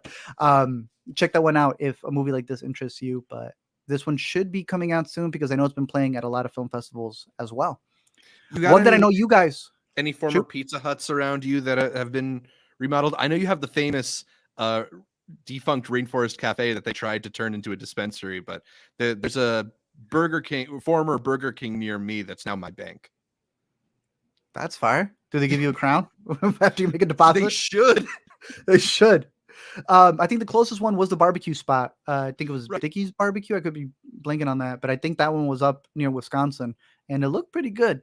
His story was pretty touching on how like he put it all on the line for this barbecue, and for the most part, he still made it through. So I might have to go stop at that one. Yeah. But yeah. Another one that I know you guys caught at TIFF and should be coming out very soon through Amazon Prime is Unstoppable, the story of the famous wrestler who made it all the way to the national championships, if I'm not mistaken. Yeah, Anthony Robles, who became a college wrestling champion despite only being born with one leg. If you're on Facebook, you saw that video was everywhere. Yeah, that went certified platinum viral on social media. And it's a great story. Like, even with this not being told in the best way possible, I think it's enough for a lot of people to be able to resonate with his story. The way that it's shot is that you got a dude, Juror, playing him for most of the dramatic scenes. And then when he's like doing the wrestling or doing a lot of the training, I was like, how did they like CGI out the leg? Like, it was in particular the way that the short, like the pant leg would still be floating. I was like, how did they get that done? That's the thing, because it's like it's not just that. Like, obviously, he could just wear like a green screen sock, and but it's the physicality of it too. The performing the wrestling moves, flipping over each other, and stuff like that. It is a really incredibly put together film in some ways. In other ways, it kind of looks anonymous in like every other movie. But just how they're able to recreate these wrestling matches, or even some of the bits where he's training, like there's a whole sequence where he's running up a mountain that is for the hike. That's incredible to watch, the physicality of that performance, and Jurel Jerome in it, who is pretty remarkable. Turns out the main guy, Anthony Robles, was his double. Anytime he's wrestling, it's Anthony. Anytime he's doing a lot of the stunts, it's Anthony. I was like, that makes so much more sense. I was like, I know y'all did not have the budget after getting J-Lo to be able to invest all that on the leg there. It is split between two things, and that is his wrestling career and what college he's going to go to, and then his home life. Jennifer Lopez plays his mom, and she looks a lot like the real life mom when they show you the pictures towards the end, her sleeve, all of that stuff. And Bobby Cannavale, who's supposed to play his stepfather. Stepdad, He's good in it. Like, my man comes in. I've never seen a bad Bobby role. He's definitely playing it up, obviously, for the character that he's supposed to be. But it's clashing between that, like, I don't want to say full misery porn movie, but it's like there's so much focus on the family, which isn't bad. But like, explain to me the wrestling. Explain to me like the goals that you have. I want to know more about that. There's a big element to all of the people that he's competing with in order to be able to make it into the school where Don Cheadle's the coach. And Don Cheadle has this one line where he's like, I doubted you at one point, but you've proved me wrong. When'd you doubt him, boy? Like, you gave him the opportunity to go there. All of the people who are his his wrestling group, they're like, hey, we believe in you. I was like, when? I never saw y'all interact that much except for one of the characters. I wanted to see more in depth to that. There's a neighbor across the street who gets into trouble. What was his name? Manny? What else happened to Manny? Like, there's too much left open because they're so focused on the Bobby Cannavale story and this uphill battle of like, you don't take care of my mom or even me the way that you should. And that's it's not a bad element to cover. I get that. But I can see that being the main selling point, as if his leg missing wasn't enough. It's look at what else was missing in his family. The love. Right. You mentioned that Anthony Robles is involved in the film as a stunt double, and I'm sure was consultant for a lot of things as well. Has and to be. I wonder if some of that is just maybe being too close to the production, he emphasizing the role that his mom had, or even if it's partly they got Jennifer Lopez and they're like, well, we got to give her something to do in this movie. And that's where it gets a little weird, bro. That's where it gets a little weird, right? Because we know who the producers are for this. It's Matt Damon and a man named Ben Affleck. This is their company, where they already made that Nike movie Air through this, what is it, the Equal Artists, whatever it is that they keep Equity promoting. Artists, something like that. Yeah. It's the first thing that pops out. But I am looking at it sideways, right? When you are the producers of this movie, you give Jennifer Lopez a role. She's overly in the movie. I'm not saying that she's bad. She's not in bad territory, but she's definitely not aiming for this Oscar nomination that she wants. She might be aiming for it, but she's not going to get it. She's definitely aiming for it. There's no doubt about that. And it's not a full miss, but at the same time, it's like you're definitely highlighting her when I want to see more about the Anthony. The movie ends, and the first thing that they push to you is Nike. Nike signed him for this stuff, and I'm like, bro, is this a secret Nike ad? How many of these equity movies are going to be about Nike, bro? And at that point, that's where I was just like, okay, it's a fine story about him, but there is still a better story to be told at some point for Anthony. But again, I love Juror. He's never bad in these movies. Really good. Just facial expressions for the turmoil that he's going through, not just with the physicality of it, but also at home when he's got those fights that he's having with Bobby. And again, I think a lot of people are going to resonate with this. It's coming out to Prime, but it leaves me more excited for The Fire Inside, which I know you guys caught. And I think you could admit, sounds like the better movie, bro. Because that in the trailer alone sounds like we're getting to see them as the artist, the actual boxer. Yeah, not only can you compare those two movies, as in they're like underdog sports movies that sort of have these kind of by the numbers stories, but other elements of. I went directly from my screening of Unstoppable to my screening of The Fire Inside, so I had no choice but to compare. So them back to back. The Fire Inside is just the better movie, but that doesn't mean that Unstoppable isn't enjoyable. We both ended up giving it 3 stars. I think that's like perfectly fair for this movie. It's going to be a solid streaming hit, I think. And that should be on Prime by December, I believe. So definitely give that one a watch. One of the documentaries I know you were interested in, and it's because it's about a Republican who was like the only one to go up against Donald Trump for the January 6th stuff, enticing, really gripping things. Until you read that it's the Hot Tub Time Machine director making a documentary because this Republican politician thinks Hot Tub Time Machine is the greatest movie of all time. And so these two people who don't really like each other are making this documentary focusing on the court case and where they want to indict Trump on inciting the riot. And bro, the director hates making this movie. I don't like every time this guy is talking, right? I know he's the Republican in the movie, but he's kind of showcasing to you like, hey, I'm willing to call out someone on my side. The entire time, the documentarian is calling him an idiot for taking this. Like, what? You just saw Hot Tub Time Machine? You're going to take, like, you could take this, bro? There are moments where he's egging him on, where you get to learn about his past, why he's into politics, how he saved a woman who was getting stabbed by a knife, and he had all her blood on her. And he keeps talking to the third person because it's so traumatic for him. He goes, you know, when you survive something like that, when you go something through that. And the documentarian is spending the whole time trying to dunk on him. He goes, why are you speaking to third person? That's like so weird. And he has to respond with like, well, yeah, it's, I guess, a way for me to therapeutically protect myself. And the whole documentary, I'm like, bro, this is a very fascinating story of two people on opposing aisles coming together. But it begins with this man going, I know you hate me and you would never be talking to me in any other way. And I think it's an interesting look, but I think it's a bad look for the documentarian.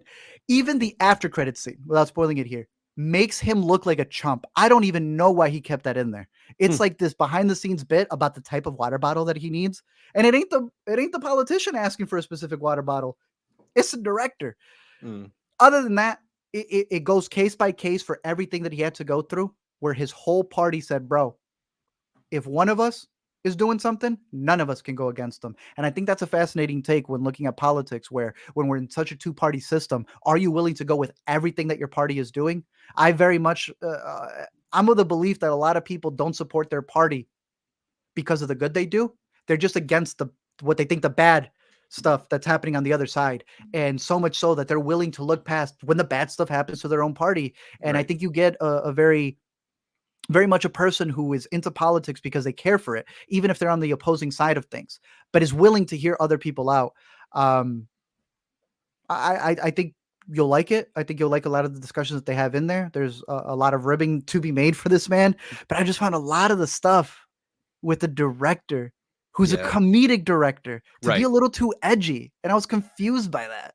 Yeah. I mean, it's an intriguing premise, is why I wanted to see this documentary. But part of the intrigue is like, what is it going to look like for Steve Pink to try his hand at a more serious film, given what his filmography was? And, you know, there's a lot of directors who insert themselves into documentaries. And I think one of the best ones that we saw in terms of like the comedic insertions of oneself was the Untitled Amazing Jonathan documentary, right? Thank you. Yeah, Yes, like best example. there's a way to do it where you're not like taking focus away from the subject or like Belittling the subject. yeah, and I guess unfortunately it sounds like this isn't the case here. Yeah, it's not the worst, but it's like 40% of the movie should not be him like interrupting him when he's talking about like, yo, my family after standing up against Trump, they send me death threats. They don't that like they continue sending me the Christmas cards, but it's not to invite us. It's to say how sad they are that they're related to me. He's like, oh yeah, and did that hurt? Maybe you shouldn't be a Republican. I'm like, bro, that is not the time or the place when he's open. Damn, bro.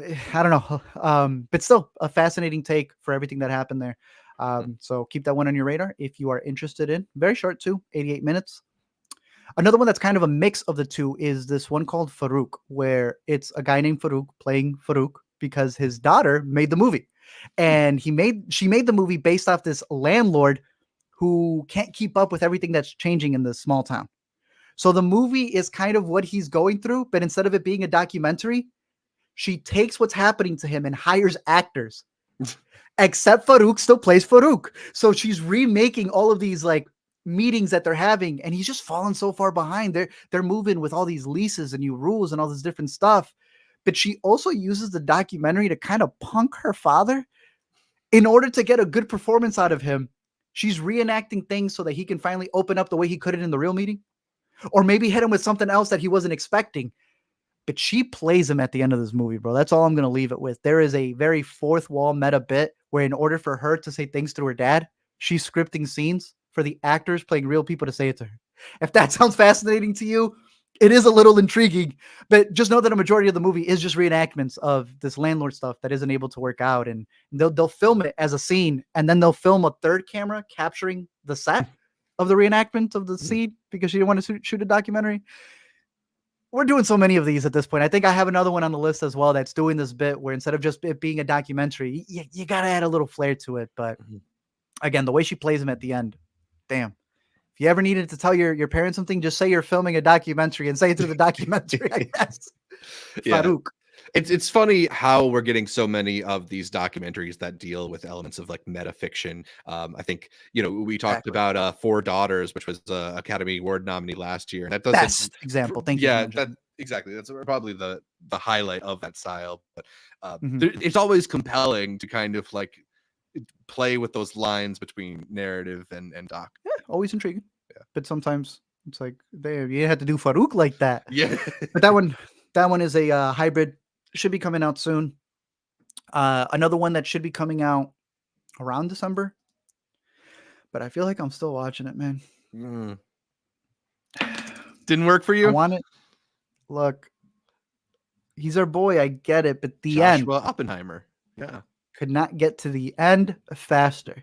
I'm not going to diss it because I am aware when something is aiming for a goal, has a lot of parallels, is using its form to be able to get into certain aspects of these characters, which are all brought upon by really great performances from Toni Collette. George McKay is very good in here. Almost reached my Harris Dickinson level. Michael Shannon, fantastic. Moses Ingram, really good. But damn, it's a lot to sit through, man. Remind me what resonated with you, because to me, I know you didn't like the music from Joker Full of Ado, but there was some set pieces in this, bro, where I was like, oh my gosh, another song. And there was something that I liked. Yeah. No, look, so this is a weird musical because this is like a almost Sondheim style musical in points where there's not really like catchy hooks. It's a lot of like singing or talking through ideas in song. Strange rhyme schemes and stuff like that. And something else that I think is interesting in Joshua Oppenheimer's approach here is that the songs often don't really reach a climax. There's not like a big emotional release. He doesn't pull in for like the Anne Hathaway and Les Miserables close up to sell a moment.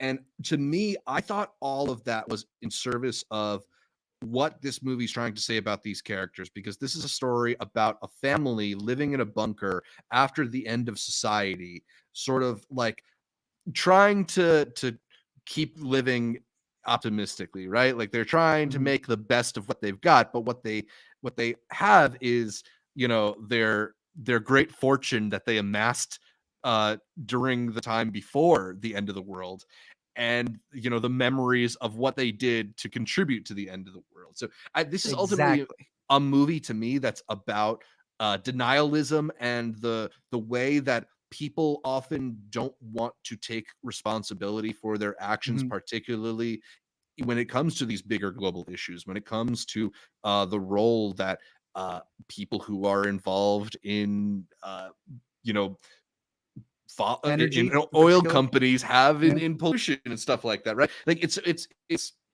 I think it speaks to a certain brand of um, how an elites inoculate themselves from the problems they create, and Mhm. that the way that we often try to create our own reality, as Michael Shannon does pretty hilariously in this movie. So all that Yeah. really spoke to me. I get it. It does kind of stay in a place and not really give you much. Um, to me, like I liked the tension of it, and I liked the discomfort in their refusal to kind of Mhm. get into what's wrong with them, right? Like they don't want to even entertain the ugliness of the reality. Yeah. They're rewriting their whole story, Yeah. the whole kind of meta-ness of it breaking into song, but then it also being they wanna write their ending. It's all fascinating stuff, and that's why I'm torn between it because I like a lot of what it's covering. There's not a bad performance in this. I don't even think the music is that terrible. Mhm. Just none of it enticed me. I get that. I None get of it that. none of it, like, really worked for me in a way where it was just like I felt it was a little boring at times, but Mhm. this idea of wanting to rewrite your story so that you can set place like, "Hey, I was the lesser of two evils. Sure, I was a part of the problem, but at the same time, I wasn't as bad as they were over there." And then you get to the personal side of it with a lot of the other people who are in the bunker as well. Again, all really good performances. Probably the doctor was the one who they least focused on. And it's a Mhm. really long movie for him to just be in like a couple scenes. But with who would have been Tilda's friend, who kind of babies our main character of Yeah. what's his name, McKay. Yeah. There's a lot of backstory there, which again, I'm curious to revisit it, knowing all of the revelations and just the character moments that they go through to see how that plays back. But yeah, it, at 148 minutes, it was an early screening as well. I'm not gonna, Joshua Oppenheimer is definitely taking a lot of what he learned with documentaries and the form and applying it here in a way where I'm obviously going to give him the benefit of the doubt. While it didn't work for me as a first watch, I know that he didn't skimp out on any of the story elements, especially when it comes to like George McKay's portrayal and what you're supposed to assume for the 20 something years that he's been in there, the way he reacts to certain things, the way that he's already Mhm. set up the rules. He's very good in this. I thought George McKay was excellent in this movie. Yeah, I just maybe if it was trimmed down a bit more, it would have been more accessible. I think Totally. it's just gonna be a very hard movie to pitch to people as it rolls out into theaters. And that's the thing. I left this movie being like, I really enjoyed this, and I don't want to recommend it to anybody. It is a Well, it is one. It's one of those. Yeah. yeah, it's a particular brand, and I also feel like it's not really going to work for people who aren't very familiar with lots of musicals. Like this is not like a Broadway style, you know, jukebox musical or adaptation of It's Lion all King to the original. stage. Yeah. Yeah, it's really, it feels experimental in the way that it's going about it. I don't know. Um, I I just think there's a lot of fascinating ideas there, and I kept thinking about it. I also want to revisit it, and Yeah. maybe you'll get a little more on the revisit, but yeah. I ended up going pretty high on this. I went 4 stars, but I don't think anybody else I know went that high on this movie. Yeah, I'm not as negative as everybody else for sure, because it wasn't as enjoyable for me, but I liked a lot of the story. I like learning more about Tilda Swinton Yeah. behind the scenes, the way that they interact with each other. All those moments were really good to me about like who is disrupting what we have going on here. It reminded me a lot of, and it wasn't George McKay, it would have been Harris Dickinson, where they get lost in the boat with all the rich people, Triangle of Sadness. Yeah, this movie kind of feels like right? the when the boat starts going into chaos, but Uh for huh. 2.5 hours. How are you going to rebuild society exactly, and like Yeah. who's going to be the one in control, who's still the one owning the story and such.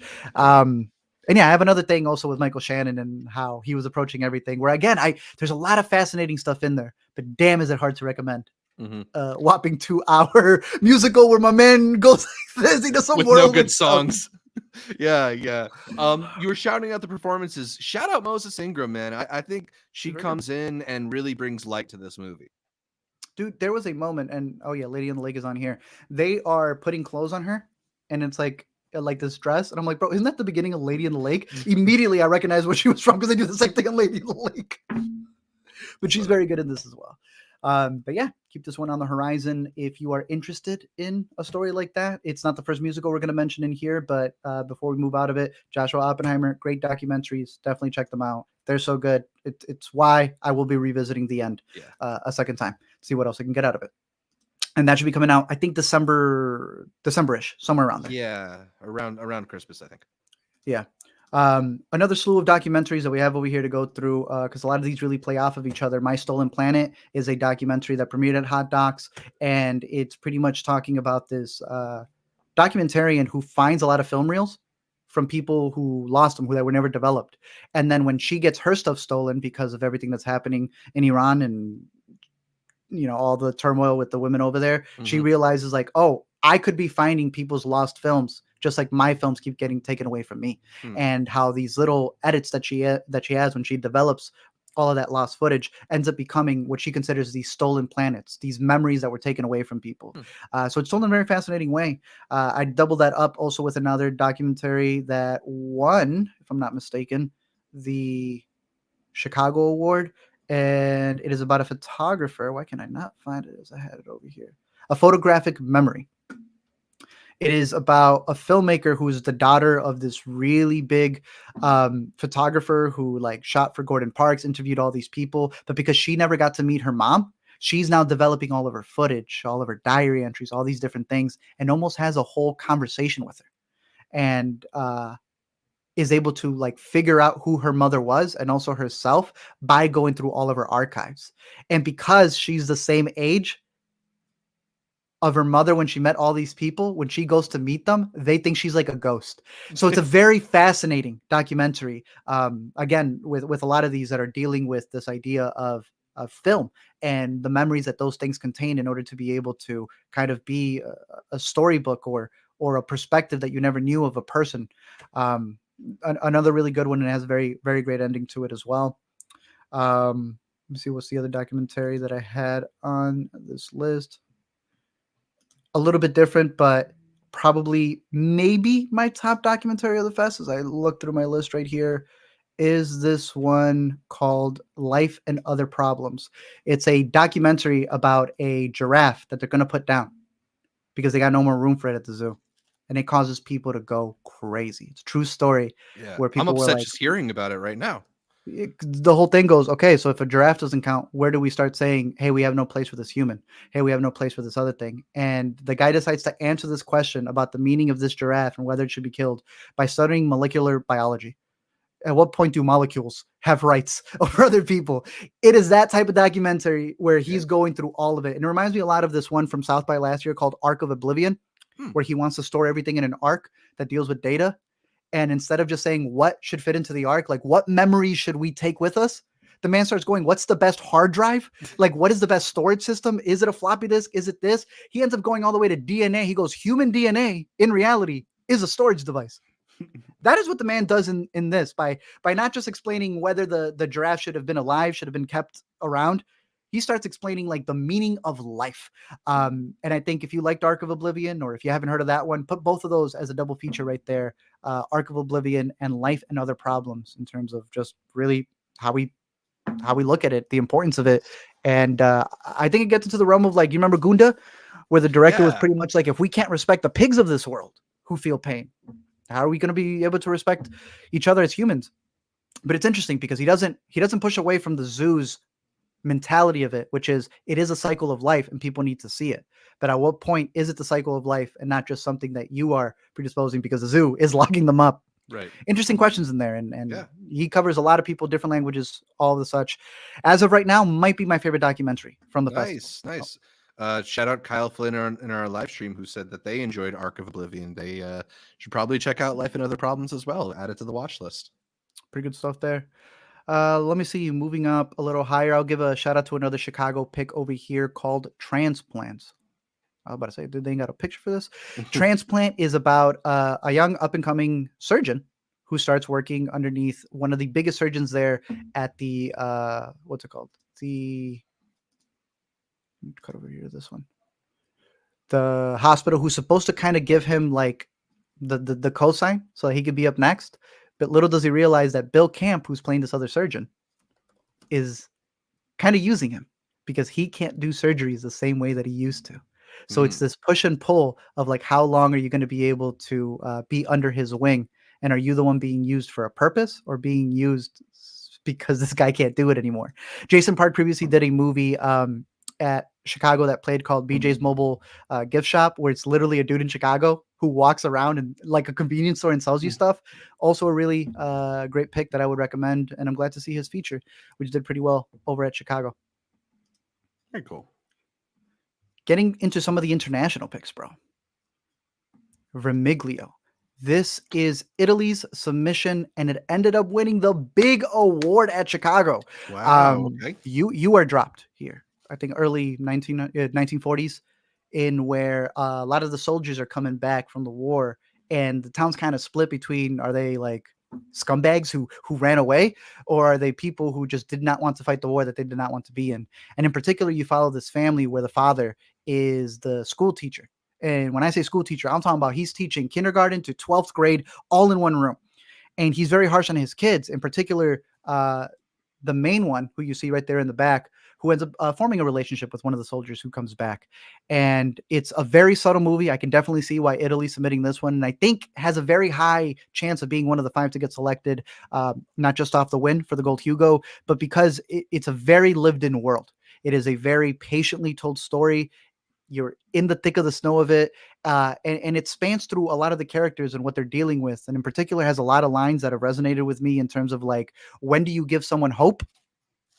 And when do you take away that hope, even though they don't like deserve it? And I thought it worked really well, really strong performances, and should be coming out soon, if I'm not mistaken. Again, yeah, I mean, submission. It'll at least do it. It'll at least do its normal like Oscar qualifying run in big cities before the end of the year in order to qualify for the Oscars. But yeah, I think they are trying to put this one out before the end of 2024. I've been getting some emails about it. A couple of other ones to go through quickly was My Sunshine, the story of 2 kids, one in particular who wants to become a figure skater after you think he's flirting with the girl, when in reality he's flirting with that sport. He wants to really get into it. But the problem comes when the coach, who's kind of helping both of them out, gets outed because he is gay. I mean, he's a figure skater. And it's kind of the story of the passions that they strive for, as well as the secrets that they have to keep. It's beautifully shot because, I mean, the title is My Sunshine, and it feels, as you see right up there, like everything is lit through the sun when they're practicing skating, either indoors or outdoors. It just has this like haze to it. I think all the performances are really good, especially from the kids. They're very subtle. A lot of it is not even done with them speaking, but just like staring at each other. I want to say this was someone's submission, but either way, it was one of the top international selections that was there, alongside Grand Tour. This one directing at Cannes, then one directing at Chicago, one editing at Chicago. And it is a sprawling tale. I almost missed this one because I knew it was 2 hours, black and white film with an interesting premise that is really just the template of it. You got this dude who's running away because his fiance really wants to be with him. And I think he's done with her. The whole first half is his grand tour, something that people really did back in the day, where they would just sprawl throughout Asia and visit all these different places. And considering the director's movies, Miguel Gomez's films that he's done in the past, he really does use kind of like, the best way I can describe it, like, you know, the meme with the Clintons, but like, go bomb this so that we can be back together again. This is this couple. He's going through a tour of everything in Asia, doesn't care what's in his way, just because he's kind of sad. And the movie does this interesting thing where in the first half, where you're following him before you follow her in the second half, trying to find him, is that it splices present day, almost documentary footage. The director went on his own grand tour right after COVID and shot all of the present areas where these two would end up going in the early 1900s, in order to kind of contrast how do you put it? He said, showing the present is showing their future and what they did as they went through all of these areas. It's a very slow film. It almost kind of tells you like, hey, all of these beautiful imagery of Asia, they're almost responsible for kind of like co-opting all of it and just using it as their background, their playground pretty much. But the second half, when the actress comes in, bro, she is a firecracker. She comes in and has a very particular laugh. That is all I heard going into the movie, and damn, does it stand out. She is a delight. I understand why the guy was running away from her. But like, damn, like she was almost kind of funny. Again, this one has been sweeping a lot of awards, and I can definitely see this one being one that is going to be on the short list. Grand Tour, if you're interested in it, it's very slowly paced. But to me, it kind of showcases. I heard out of it. Yeah, it does showcase to you how two people can just, use Asia as their playground as they're running away from each other. And leaving behind all these extra things. That was my takeaway from it. But again, you can also just see it as, the two lovers running away and it just being their backdrop. But I think when you look at Miguel Gomez's films, especially previous ones that played at the festival, it's like a backdrop that he tends to use. How do you focus on one story and slightly show the repercussions of what happens for these people? Grand Tour. Nice. Yeah. Also, like I said, won a couple. Yeah, a big winner at Cannes this year.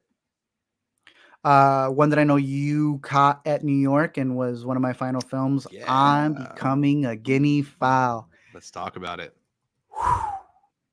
This one's like a knockout. More and more. Yeah. The more and more I think about it, the more I like it. I left the screening, and in particular, there was a couple of people who felt it was a little too open-ended, that it wasn't really wrapping it up all in one bit. And this is one of those movies where I could say that is kind of the purpose of it. And I would even argue does to a degree. It's just maybe not as satisfying to get an answer like the characters wanted in this movie. Really, the setting, as you see right here, because I had not seen a picture of the outfit she's actually wearing. Yeah, she's got like a Missy Elliott outfit almost on. That's what it is. Yeah. Yeah. She finds her uncle dead on the road. And she recoups with her cousin to figure out what they're going to do with it. And it really is a movie about mourning. It won a special jury award for its cast, for its ensemble, and how they tackled grief. Because after they figure out what to do with the body, it really is the memorial for him, how they grieve for him, and everybody has to live in the same house.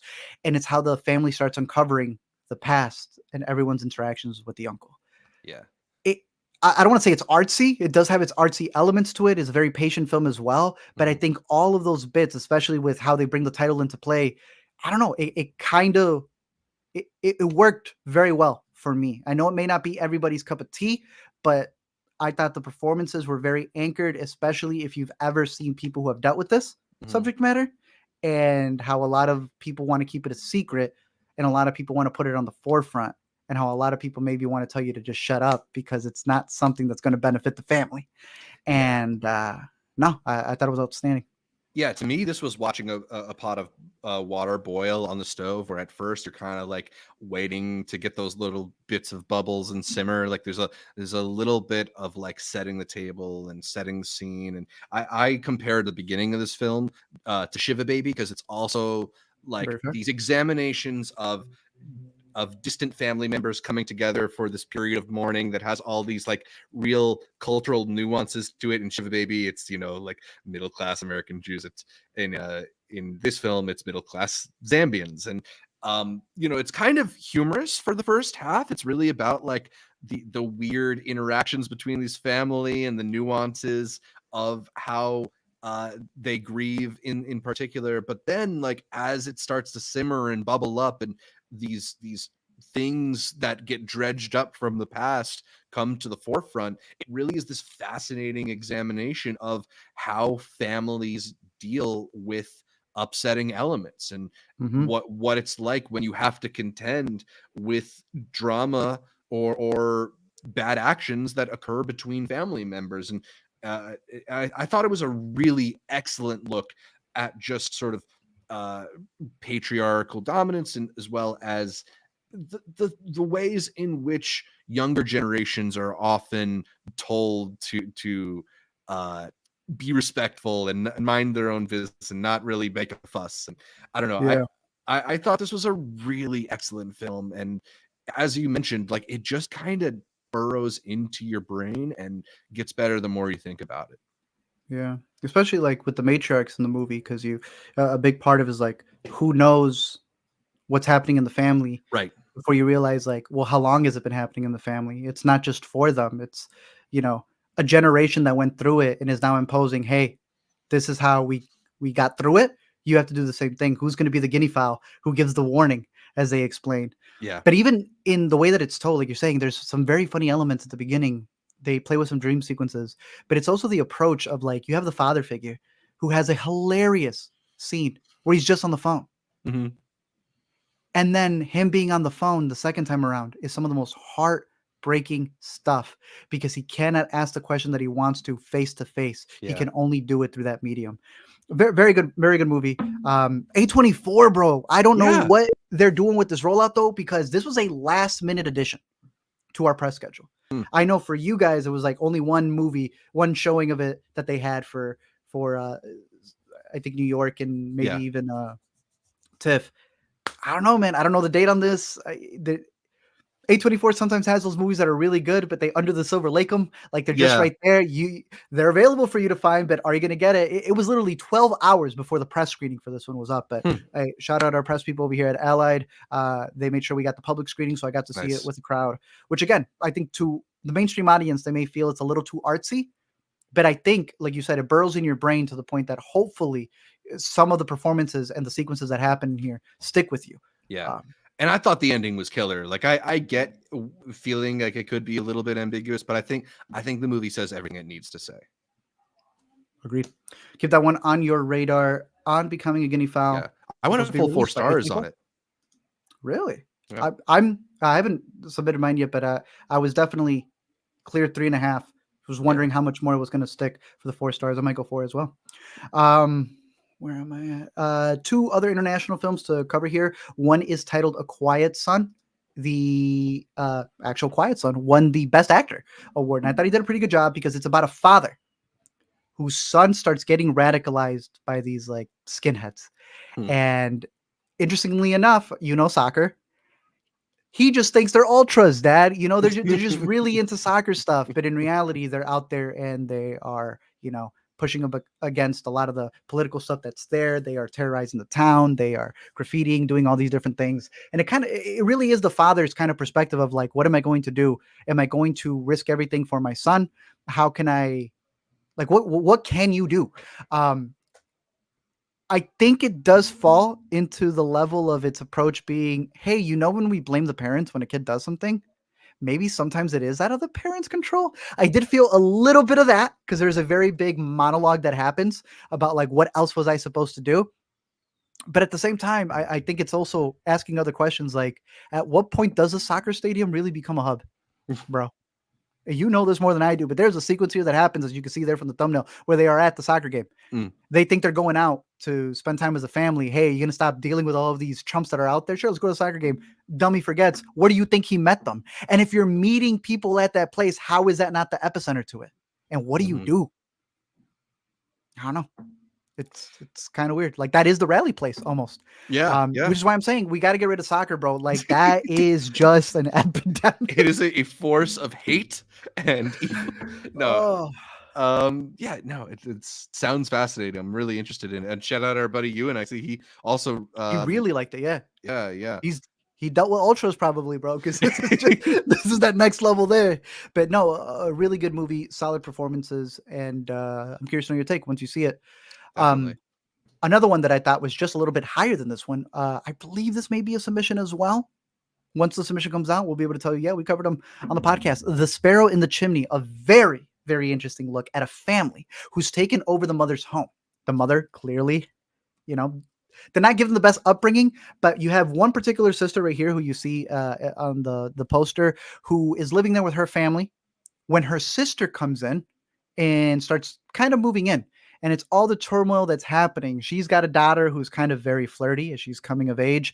They've got a maid who lives in the guest house that they joke about was probably the mom's place to leave her lovers.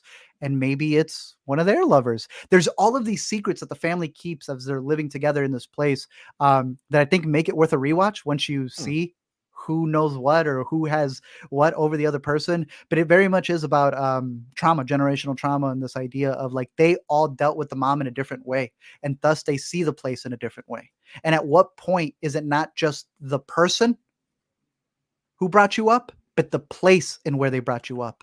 And while they may be gone, are you still stuck in the same place with all those memories? I thought it was fascinating. The more and more I think about it, the higher it goes up on my list. So this is right at the bit before I get into my top picks. But it keeps going on up there. I would highly recommend this one. I really like movies where you're just in one setting and you've got all these people interacting with each other. You practically have three families, and they've all got their own secrets, their own goals, and it works really well. Really good ensemble. And this is Sparrow a Swiss movie, I believe, from Switzerland. Believe so. Could be. Yeah, Switzerland. Yeah, in German. The language is German. So a lot of those this year as well, right? One of the next ones that I got coming up is technically one with a French director with taking place in Mexico. Yo, I have to get your thoughts on this. Oh man, where do I even begin?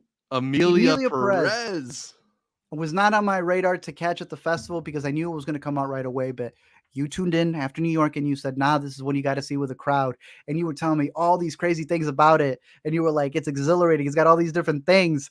And I'm like, would you recommend it? And you said, I don't know. And I was like, okay, that's making me even more interested. Music Box has a screening with my pass. I'm able to go. It did not sell out. I was able to get tickets, get there right at the end. Cool. Right before start time, I get to see it at the beautiful Music Box Theater. And what the hell, bro? What? Yeah. What? No, I mean, we got to use one of our least favorite phrases, but this is a lot of movie. This is a musical about a lawyer helping a drug kingpin get a sex change operation and then also reconnect with their family. Like, what is going on in this movie? Like, all told as this crazy musical number. Yeah. It careens from like operatic drama to intimate family story to wild crime saga, and I don't think it juggles those tones particularly well, but I also wasn't bored. I came out of this thinking it was kind of a complete mess, even if I was fascinated by it. My non-platonic roommate Caitlin thought it was great, so like opinions are all over the place. Same. Alina loved it. Yeah. And not, do you know what he's doing? Like I'm so baffled by this movie. I honestly watched half of it with my mouth just like agape. So I don't think it's crazy as people made it out to be, but I think when you're the first to see it, how can it not be, right? So maybe it's because I was prepared that I was like, okay, we're going to have a musical number about chopping off genitalia. Got it. You're going to have elements where like two people are flirting as they're searching for like lost people, but maybe those lost people are good to be lost because maybe we could be lovers now. All of these crazy takes. And I'm always giving it the benefit of the doubt because when you got some bangers under your belt, like Jacques Audiard does, A Prophet is a masterpiece. In my opinion. Shout out Deepan. I think that movie's Deepan great. From Cannes, yeah. Paris 13th District is very good. I don't know, but that's also why I like it. And it's also why I don't know who to recommend this to. It's going to be coming out on Netflix. I definitely think watching it with a crowd is helpful just because you get to be in a room with everyone who's just as confused as you are. And that is kind of the point. The musical numbers, another one I did not really care for any of the musical numbers except one. I like the one with the group of people who are talking about their loved ones being missed. I thought that was actually executed very well. Yeah, I thought also the song with the daughter singing about her father. Hell yes, was good. When they're in bed and she's like, "You smell just like him." Yes. Yeah, but then also there's a song where Zoe Saldana is going all over the world trying to find out information about sex change surgeries, and it is abysmal. Like there's no rhyme scheme in that song to speak of. No, I have no idea. I've seen people really hate that, call it problematic. I was like, not for the reasons of what she's talking about, just because of how random it is, right? And that is the other thing about this movie is like I think part of it is I anticipate the wave of like this movie is problematic think pieces that we're gonna get from trans audiences, from Mexican audiences, from audiences of good taste. I don't know. That said, like it is like fascinating in its own way, and I think some of the Yeah. performances are really good. Like this is maybe the best I've seen of Zoe Saldana. Carla Sofia Gascon is She's pretty great in that. incredible in this movie. Yeah. I didn't Just realize that she plays both sides of the character. yeah, they had said in particular at first that they were trying to get somebody else, but then they just decided to put a bunch of makeup, almost detransition, in Yeah. order to be able to get the cartel guy first before they go through all the surgeries. They're really good in it. I've been hearing the idea because technically title character, but I would say she's supporting, Yeah, it's sort of weird because Zoe right? Saldana is our She's the POV lead character, through and through. but she also disappears from the movie for A little sequences. bit, but I, enough for her to take it. look, if they weren't factoring in who's going to compete in what category, they're co-leads here. They should be For sure. co-leads. But I can we see that. know how Oscar voting works, and Yeah. co-leads it's hard to get nominated in the same category. I think she has a better chance maybe in supporting. I don't think she'd top, aside from Oscars, the Intercut Awards, the important ones. Yeah. I don't know if she'd top for my performances, but I also don't think she would top my supporting either. I think she's good in it, but not a runaway hit as I expect her to be. There's actually another movie, Thesis on Domestication, which ended up winning one of the other awards as well, where it's also a trans artist, like through and through. I think she's an actress in this movie, and it's her and her lover, her husband, are trying to adopt somebody, and in the adoption method, it's almost like she's being domesticated in there. And again, as a trans artist, you get to see a lot of the flashbacks to all the bullying that happened to her and what she's also trying to protect her child from. I think I want to say her name was Camila. Yeah, Camila Sosa. She is a lot better, and this would be a full lead. Emilia Perez, very good performance, but a lot of it is also very much rooted in these comedic like quips, and I think it's because of where the story goes that I don't think it allows for the depth of it. I think it gets very goofy at times too. Yeah. And maybe it's because it's a musical, right? But there's like a lot of funny sequences where it's like, okay, this is almost not, it is a little otherworldly, mainly because they have grounded performances, and then you have Selena Gomez I doing was I going don't to know ask you what, about bro. that because you can speak to the Mexican American experience of it, because I've seen people coming out saying all kinds of things about her performance, which is What'd they a say? mix of English and Spanish. I think we'll say that. We can say that. Yeah, she would not know how to say some words, so she would just go to English. I was like, who is doing this? The character or you? I thought you Yeah. lived in Mexico, bro. And no, I don't need to say it. She said it. She can't do an interview without apologizing for not having mastered Spanish as well as she could have. And I'll be honest with you. I think even Zoe starts off the beginning a little rough for someone who's supposed to be from, I think Like she says Mexico City. Yeah, high-powered lawyer in Mexico City. Yeah. But I'm gonna give her the benefit of the doubt. Like you had mentioned, she's really trying to push the Zoe now with the accent mark and Yeah. the Saldaña with the Ñ. Yeah, I haven't seen the Enya Yeah. in the Avatar movies. Maybe it's there. I just missed it. I think they're like the only ones who are not pushing it, but we heard that she wants to put that now on screen. I think this is a role where her Spanish was good, but this role by the end of the performance, she gets better. She is fluent completely. Because no one's beating our main actress, the one who plays Emilia Perez. son, Like, yeah. Especially when she has the scenes with Selena Gomez. Right. Knowing that they were a couple, I was like, "How are you guys a couple? You guys can even like." You can't Those even were the things that communicate. you know what I'm talking about. Yeah. How? Can't even finish the conversation. But for Zoe, if she like used this as like her big catapult, because she hasn't been in too many Spanish movies, if I'm mistaken. Like maybe Colombiana, she had some Spanish in there, but here she goes all out. And I thought she did a really solid performance. I really liked her in this movie, and I think she gets progressively better. No one's on Selena. Carla was really good. The one who's underused here for sure, Edgar Ramirez, bro. I don't know in what universe it would have been him over my boy Pedro Pascal, but Edgar doesn't get enough love, bro. He is good. He is always solid, even in the tiny roles. He does a fantastic job. A tiny role. I was surprised it was him. Same. That's what I mean. Underrated. Yeah. But I'm glad that he took it. Overall, I think that the technical aspects of it are beautiful. Even if you may not love all of the musical sequences, the lighting, the choreography, dude, they are not playing around in here. This has to be one of the best shot musicals just off of its choreography and the way that they set up a lot of these pieces, the way that they'll dim the lights. Yeah, It Todd is Phillips, some eat your heart out. impeccable work. Yeah, it's some really good stuff. Even if I'm not going to be whistling these tunes after the fact, which is usually what you want for a musical. Right. And the tones, while it could be jarring, I'm also fascinated by the approach to even want to do something like this. And it's intriguing to me. I don't love it, but I find it just, I'm in utter awe that you have so many tones going with each other. There is a point where two people flirt by brandishing their weapons. You know what I'm talking about. That part's cute, kind of. It's cute. Like, why is that cute? Yeah, and that's the thing. It's like, I think there's some people who are going to come away from this movie calling it campy, and I don't really think this is camp. Yeah, that's what's going to be the discussion. But it is goofy. They're cousins. Yeah, for sure. It's in that vicinity. So yeah, know that before you go into this thinking this is big sprawling tale. I think more so, for trans people, this might be something that's more of an issue for them because I know stories tend to be split. Yeah.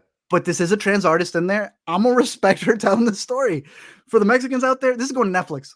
Netflix already had Narcos. This ain't going to be the nail in the coffin. We don't care. These are the bad guys. We get this. They're the ones who are out there doing this crazy stuff. But I think where it really shines through is this idea of like you being able to have a second coming. When you are such a despicable figure that a lot of what's happening in the movie is all of the trauma and pain and turmoil that you caused. And once you transition, you may become the person who's fixing that. I don't know. There's a lot in that part that I think is very fascinating. And I'm curious to see how people are going to extrapolate that, the think pieces on that, and how much deeper that can get. But it's not a boring movie. No. And I definitely give it the thumbs up to watch once it comes out in the comfort of your own home. I'm a little timid in saying go out to the theater to see it, but the mixing on it, the visuals in it, right? Like it is a musical. The big screen. I don't know if they're going full Dolby with it, but if you can, that'd probably be cool. If they go full Dolby, that'd be great. Yeah, I kind of think I'm ultimately gonna go like 2.5 on this, but I don't know. I need to watch it again. I'm really just all because there's some parts of this that I found fascinating and others that I just was completely taken aback by. This movie starring a bunch of American actors set largely in Mexico is actually France's submission to the Oscars this year. Beautiful. Why not? Yeah. So Netflix has it, but it's expected to be nominated there. A lot of people expect this to be nominated for Best Picture as well. Sheesh. Sure. You're not going that far? Not even the idea of it being nominated, but this is how people find out about the movie. This is what they put there. Like, that's funny. Right. That's funny. Yeah. I don't know. We'll see. Maybe scripts. Really? Why not? Screw it. Yeah. Emilia Perez. It is coming out November 1st in some select theaters. So you got 2 weeks to watch it before November 13th when it is out on Netflix. Another one that was getting some buzz before that trailer came out and people said, yeah, no, siree. I don't see it being there. Nightbitch. I did drop the money to go see this because I was able to get a Q&A with the one and only Marielle Heller, who came with a dope buzz, bro. I want to see if I can find it, but she looked so badass, bro. She cut her hair and made it blonde. I'll see if I can find it later. But Nightbitch, it is the newest one from her in her IDGAF era, as she called it. She does not care. She is putting her husband's dirty laundry up on display. It's based off of a book, but she's like, no, I went personal with this. It's my own stuff and becoming a mom. I think people wanted a different movie from the person who made Can You Ever Forgive Me? Beautiful Day in the Neighborhood. And even Diary of a Teenage Girl. Right. I love all those movies, and I really enjoy this one. But I think people, especially with Amy Adams and the big push for her in her Oscar, they wanted it to be a little bit different of a genre. More serious. Yeah. So I think people were perplexed with the trailer. But I think it's the best version of the trailer. It is very much in the camp of the trailer, but it is the best version of that. A mesh of a bunch of genres, because as she put in the Q&A, life is multiple genres. It is not just one. And I thought it was fun. Yeah. I thought it was fun. Absolutely. Good. You know, Amy Adams, in a lot of people's estimation, I might even include myself in this, is the best working actor out there without an Oscar win, right? She's got, 5 nominations at this point, maybe 6? I think it's 5. I don't know. There's a lot out there, but she's definitely my girl who I'd bring up in the first So discussion. Yeah, people are really eager to see her win an Oscar, and to the point where I think now anytime she takes on a role in something that's not going to win her an Oscar, people get reflexively upset. Like, what are you doing? We need you to get that exactly. statue. And Yeah, like at the end of the day, she's an actor, and I think this is a movie that she's able to put her all into. She, I think, gets to cut loose and show how good she is as a comedian, as somebody who can honestly, yeah. play all the aspects of this character, from the like kind of deranged elements that it involved with her thinking she's transitioning into a dog, uh up until All like goofy, the by the way. yeah, also the like really heartfelt stuff between her and her husband. Like, I thought some of the conversations between her and Scoot McNairy's character are some of the Scoop. realest dialogues about modern marriage that I've seen in a It was film good. like Yeah. this. Yeah, Hmm. and like the differing expectations and roles between husbands and wives. Amy Adams is a mom herself. I'm sure she was able to relate a lot to this, and she doesn't. She's great in it. Doesn't mean that she should or will win an Oscar for it, but I Right thought it was a really fun movie. there. It's a little, it's not like anything you haven't heard before about being a mom, but like That I too. think it, Yeah. I think it's pretty well executed. And like you said, it doesn't have to be for an Oscar. There are other reasons to take roles. When you are an Yeah, artist, no, just put it there. And I like the comedy side of it. I thought it worked pretty well. This is a movie that maybe shouldn't be coming out in December, but as a Mother's Day release. right. And all of a sudden we'll get that extra, uh, interest and intrigue in it because it's coming out when it's supposed to. And I think the movie is also commenting on those labels of what happens when you're not the person that you were supposed to be, when you put your artist side behind you and all these different things. But the comedy worked for me. It does that bit where someone asks you a question and it does the whole, this is what I would really want to say to you, and I'm going to display it the whole thing, and then it cuts back. It does that joke a lot, Yeah. but it worked for the style that they were going for. Yeah, every time they did it, it was funny, I think. And they didn't Because you know that they're overdo doing it. Yeah, exactly. The editing Speaking was of also really Mariel good. Heller, I liked it. yeah, I a liked lot it of a lot. good editing. Speaking of Mariel Heller, do you know who she's married to? Because this is one of my favorite Hollywood couples.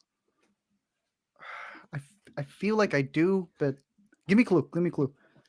A former SNL writer and digital video star, Andy Samberg? Yorma Taccone. Adjacent. Yeah, Whoa. yeah, That's hot, bro. that's a great couple. That's a great couple. Hell yeah. Wow. Good for them. He's my favorite. He's my favorite in the three. I mean, if I'm being honest. That's pretty cool. Yeah. Okay. Yeah. But yeah, Nightbitch. I think people will enjoy this one, even if they rolled their eyes at the trailer. Yeah. Again, don't go into it expecting the thing that's going to mop the awards for her, but I still think it was pretty cool. I got similar images, but not the exact ones. This was her haircut. Right. She looked cool. Yeah, she showed up looking kind of like that at TIFF as well. There we go. This one, bro. Super terrible quality, but she was flexing there with the Nightbitch at the top. Nah, she looked dope. She looked super dope. I got to say hi. I got to shake Brady Cobra's hand as well, but for the most part, the music box is a really great place. So you can be just right there with some of the most talented people. So I got to breathe the same air.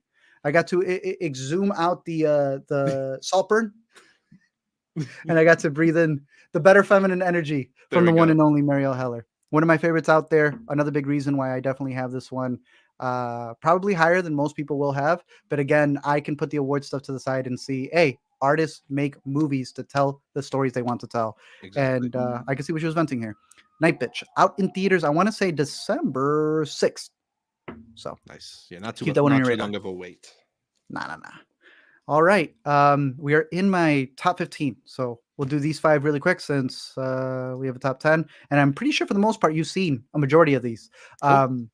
Maybe not this one, but it had that very intriguing premise where I told you that they work for a rent-a-friend agency. Yeah. And one of them goes to work only to create an issue because of what they were hired to do, and ends up thinking that maybe as he's having problems with his partner, that there are people trying to rent a friend on him, And it is so fascinating.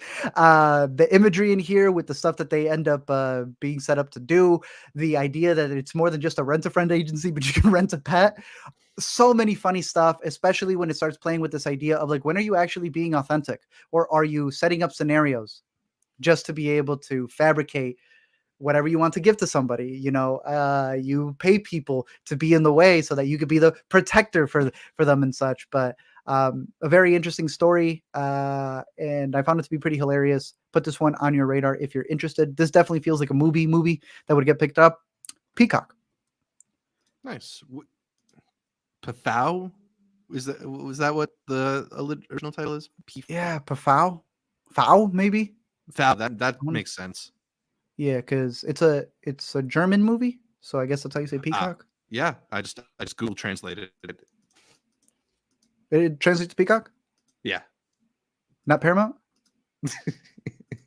Not Paramount Plus. All right. Imagine the plus was that's what Fowl is. Plus. Fowl Plus. One that I really liked and continues to honestly sneak up, bro. It's like a little ground rule double that this movie keeps doing to advance on the bases, is this film called Eephus. A baseball story that's pretty much the Sandlot kids grown up, as two teams are playing on this field that's about to be eradicated. They're going to put up a school there. So it's not just the last game of the season as it starts getting cold. It's like the last game that's ever going to happen here. They're all so stubborn. They're all ranging in age. They all want to be there but don't want to be there. This is such a baseball movie that it really struck a chord for me, as someone who grew up on a daily basis going to go play baseball. Big baseball fan growing up. Usually in the fall, we would go do all these film festivals. So I kind of stopped watching a lot of baseball for a bit. Now that the World Series is back, I've been catching a lot of the games and just getting back into the sport itself. It is my favorite sport without a doubt. And it is America's pastime for a reason, because it's boring. I know not to love something and admit when it's boring, when it's long, when it has all these different elements to it. But as they explain, it's also kind of like life. You're waiting for something to happen, and then the next thing you know, it's over. It's so good. The cinematography, as you were explaining when you had covered it from New York, where it's got this like very much you can see things but not so much because the sun is going down and none of them have got the lights to be able to this place. The banter between the teams, the breaks that they take, the explanation of the actual sport, which I found fascinating because it's not boring for the people who know it, but it's also good for the people who don't. You have the outsiders who are coming in to just watch them, just all of the elements to it and how baseball really reflects on life. I found to be beautiful. It is very, I don't know what you would call it, because I would compare it to that other one where they were going to film the documentary at different museums where the character, I don't want to say monotone, you know what I mean? But it's very much in a very, like a line. It's slow cinema, right? Like it's similar to like a Patterson or a Showing Up in its way, in that it's not super plot heavy. You're not like waiting for some big twist to reveal itself. It really is a hangout on the baseball diamond with these guys. And it just lends this really incredible quality to it where you are just sort of vibing, you're in the moment, you're just kind of relaxing the way that I think a lot of people do when they watch baseball. I agree with you, baseball is a pretty boring sport at times, but like it also, there's something about it that is just inherently cinematic. Maybe it is because it comes down to these matchups between pitcher and batter would just decide have like these decisive moments, or a lot of it is just the sitting and waiting and the being amongst peers and shooting the shit aspect of it. It has this real like authentic feel to it where you really feel like you are here with these people in this dugout hearing their stories. And I, like you, was just really enamored with all the little baseball details. I loved doing the interstitials where they would drop quotes from famous baseball players like Yogi Berra's "It Gets Late or So Early" and stuff like that. Like those are just really joyful things. But I think it's a movie that really appreciates all the small things that happen around the sport of baseball, not just the dynamic between people on the team, but like who's the kind of guy who will sit and keep the score, who's the kind of who's the, like, what happens to the bored kids of the guy who wants to stay until late night playing with his friends this The one final old time? man watching the Yeah, game like he used to all with these his people wife who who's not know there. all these people who Oh, know that this might be their final time on a baseball diamond. Like, there's something really crazy. romantic and dramatic about that. And I think Eephus very, very slyly, without really making a big deal about it, does a lot of pretty awesome things with this story. Like an Eephus pitch. A Yeah. beautiful explanation to that, Yeah. and one I would recommend. I think even if you don't know baseball, everybody knows this idea where people get together for something that they love to varying degrees and put up with each other, talk about it, and stay for all 9 innings. Mhm. Eephus, a really big surprise from the festival. Check Yeah, this one out if you and can. shout out to our buddy Taylor J. Williams, who we recorded a New York Film Hey, Festival recap that's still coming on the channel. He was in the camera department on this movie this man say he hit the walk-off home run. at the Eephus party. Did he really? I have no reason to doubt him. I need Taylor... I need tape, bro. I want to see this grand slam. I'll contact Taylor. We'll see if we can We get need a clip. footage. Yeah. Shout out him. Very good stuff there. Put that one on your radar, as well as these other two that one is coming out. I think this other one comes out very late. Hard Truths, I think, has a 2025 release date, if I'm not mistaken. The newest one by Mike Lee, about a woman, as I had described prior, who has a lot of baggage from her past. But that doesn't mean anything to you when you come across her in a parking lot or a grocery store and she starts yelling at you because you don't realize the guards that she is putting up. I know that some people have seen this movie and have found her very aggravating. I know this person so well because many times I am this person. Mhm. She is also hilarious, bro. She will run on tangents for the longest time. She'll Mhm. just talk and talk and talk. But then the emotions that she feels because she feels she's putting so much but getting back so little Yeah. is fascinating. This idea of the patience that some of her loved ones need to give around her, but not realizing the baggage that she's carrying is also baggage she is imposing on her own family, on her own kid.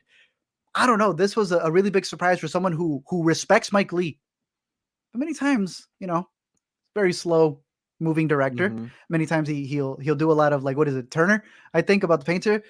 Here, this clash between easily having the characters who come from a culture that Mike Lee, I do not believe, interacts with as much, I thought was beautiful. Yeah. The push and pull between the two of them, especially with the sisters. She has two nieces who you follow a little bit. There's these tangent moments where you get to see them at work, and like I wanted more from it, but the scenes they give you are more than enough for what you need for the story. And I'm like, okay, it tells you so much about this family and the dynamics that they have to work within, and almost how they reflect they themselves not becoming like the aunt. Very good stuff, dude. I have her as a top performance. I also would put the father when he gets hurt Yeah. as one of the most excruciating scenes in a movie that I've seen in a while. Oh, Just yeah. because if you know that back pain, oh, it resonates. But Mhm. I like that. I did find the humor in it, and when you have that at the forefront, it really comes crunching down on you when the emotional impact hits. And I thought it was very well done. Hard Truths. Absolutely. This one was a wallop for me. This just has so much emotional authenticity to its characters. You talked about how, like, she's this bitter person who is Mhm. quick to anger, and there's just such a hilarious creativity to all the little things that she's able to find issue with. And Like, I'll tell you what, right? And another thing, she come has a on, nonstop list of complaints, and it can be aggravating. Like, I incredible. would not want to be stuck around this person, but it is very entertaining in its own way too in this movie. But yeah, and it just all speaks to this really smartly constructed idea of, like, what goes into a person's life to make them this way. Sometimes you'll see somebody on social media who's just like, screaming vitriol at people, and Yapping. people will say, like, that person's probably hurting more than whoever they're talking to. And I feel like that's often the Yeah. case, right? Like, these angry people Yeah. have these things in their own life that make them this way. And I don't know if I've ever seen a film that really speaks to that quite as intelligently as this one does, quite as eloquently as this one does. And the acting in particular is what really, really sells it. I said there's one performance that I have ahead of Mikey Madison this year, and it is Marion Jean-Baptiste in this film. Fair. She is so incredible. The way that she's able to, like, on a dime, turn you from being sort of resentful and angry into this character to deeply empathetic and sad for her is incredible. Fascinating, beautiful stuff. This movie keeps moving up my best of the year list. I think it's really great. I expect they'll give it some kind of Oscar qualifying run because she is so good in this movie, but I don't think it has a date yet. I got it noted right now so far for a limited December 6th. Okay. Where? Who knows? But it's supposed to go wide in January 10th. So it's like one of those right before Sundance where I could see it getting nominations and people go, where is this playing? And it's like not being released for another 2 weeks. But if you can catch it at a festival, please do so. Zach said, great performance because a lot of that stuff is done in long takes too, where you're like, whoa, like no help from the editing, just through and through, just on her. And yeah, I agree with you because as someone, I've been on YouTube for a while. I have probably gotten more hate comments than I've gotten just regular comments from like some people who have accumulated. I mean, even recently, I got a person who's been commenting on every video. It's just stalking me because I called them out. and you realize they're carrying a lot of pain. I had one where it was a back and forth discussion. And once I like met eye to eye with them, because that's the big part of the movie, right? Other than the sister, nobody else wants to meet eye to eye to you. It felt like actual comment section arguments in real life, especially with the parking lot. Like you just don't want someone to one up you. You don't want someone to one up you at the grocery store. So you just argue and you're bitter.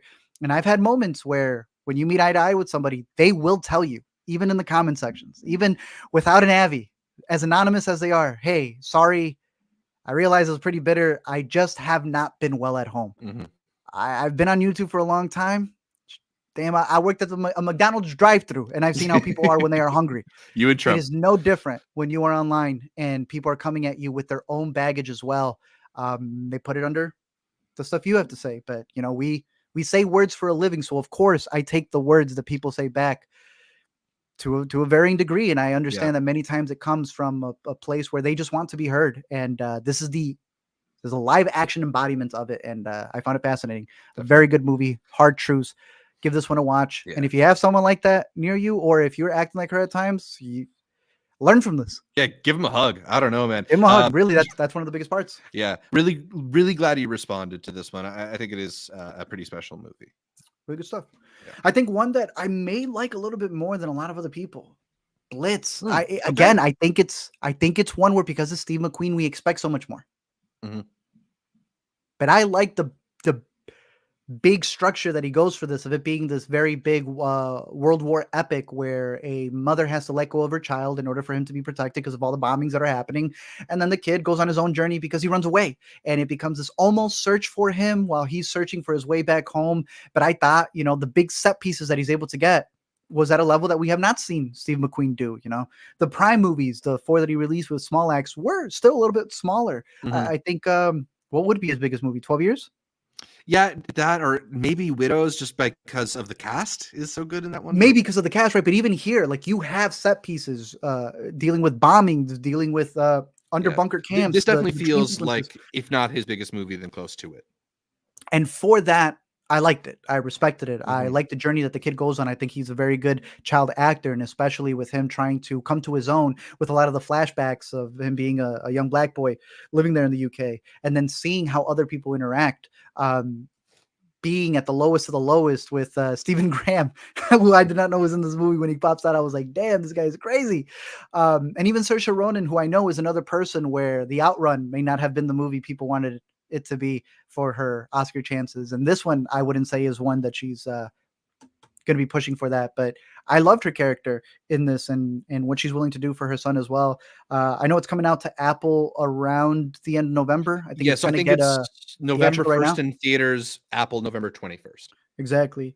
I think it's good. I think it's a really good telling of this story of a situation that I didn't know was happening, where they were pulling the kids apart, and I would recommend it. I think it was solid, even though I think a lot of people expect subtlety or you know, there's something that I know people expect from Steve McQueen the same way they wanted something for the Amy Adams movie, and he made it more of a broader tale, and I don't think that's a bad thing.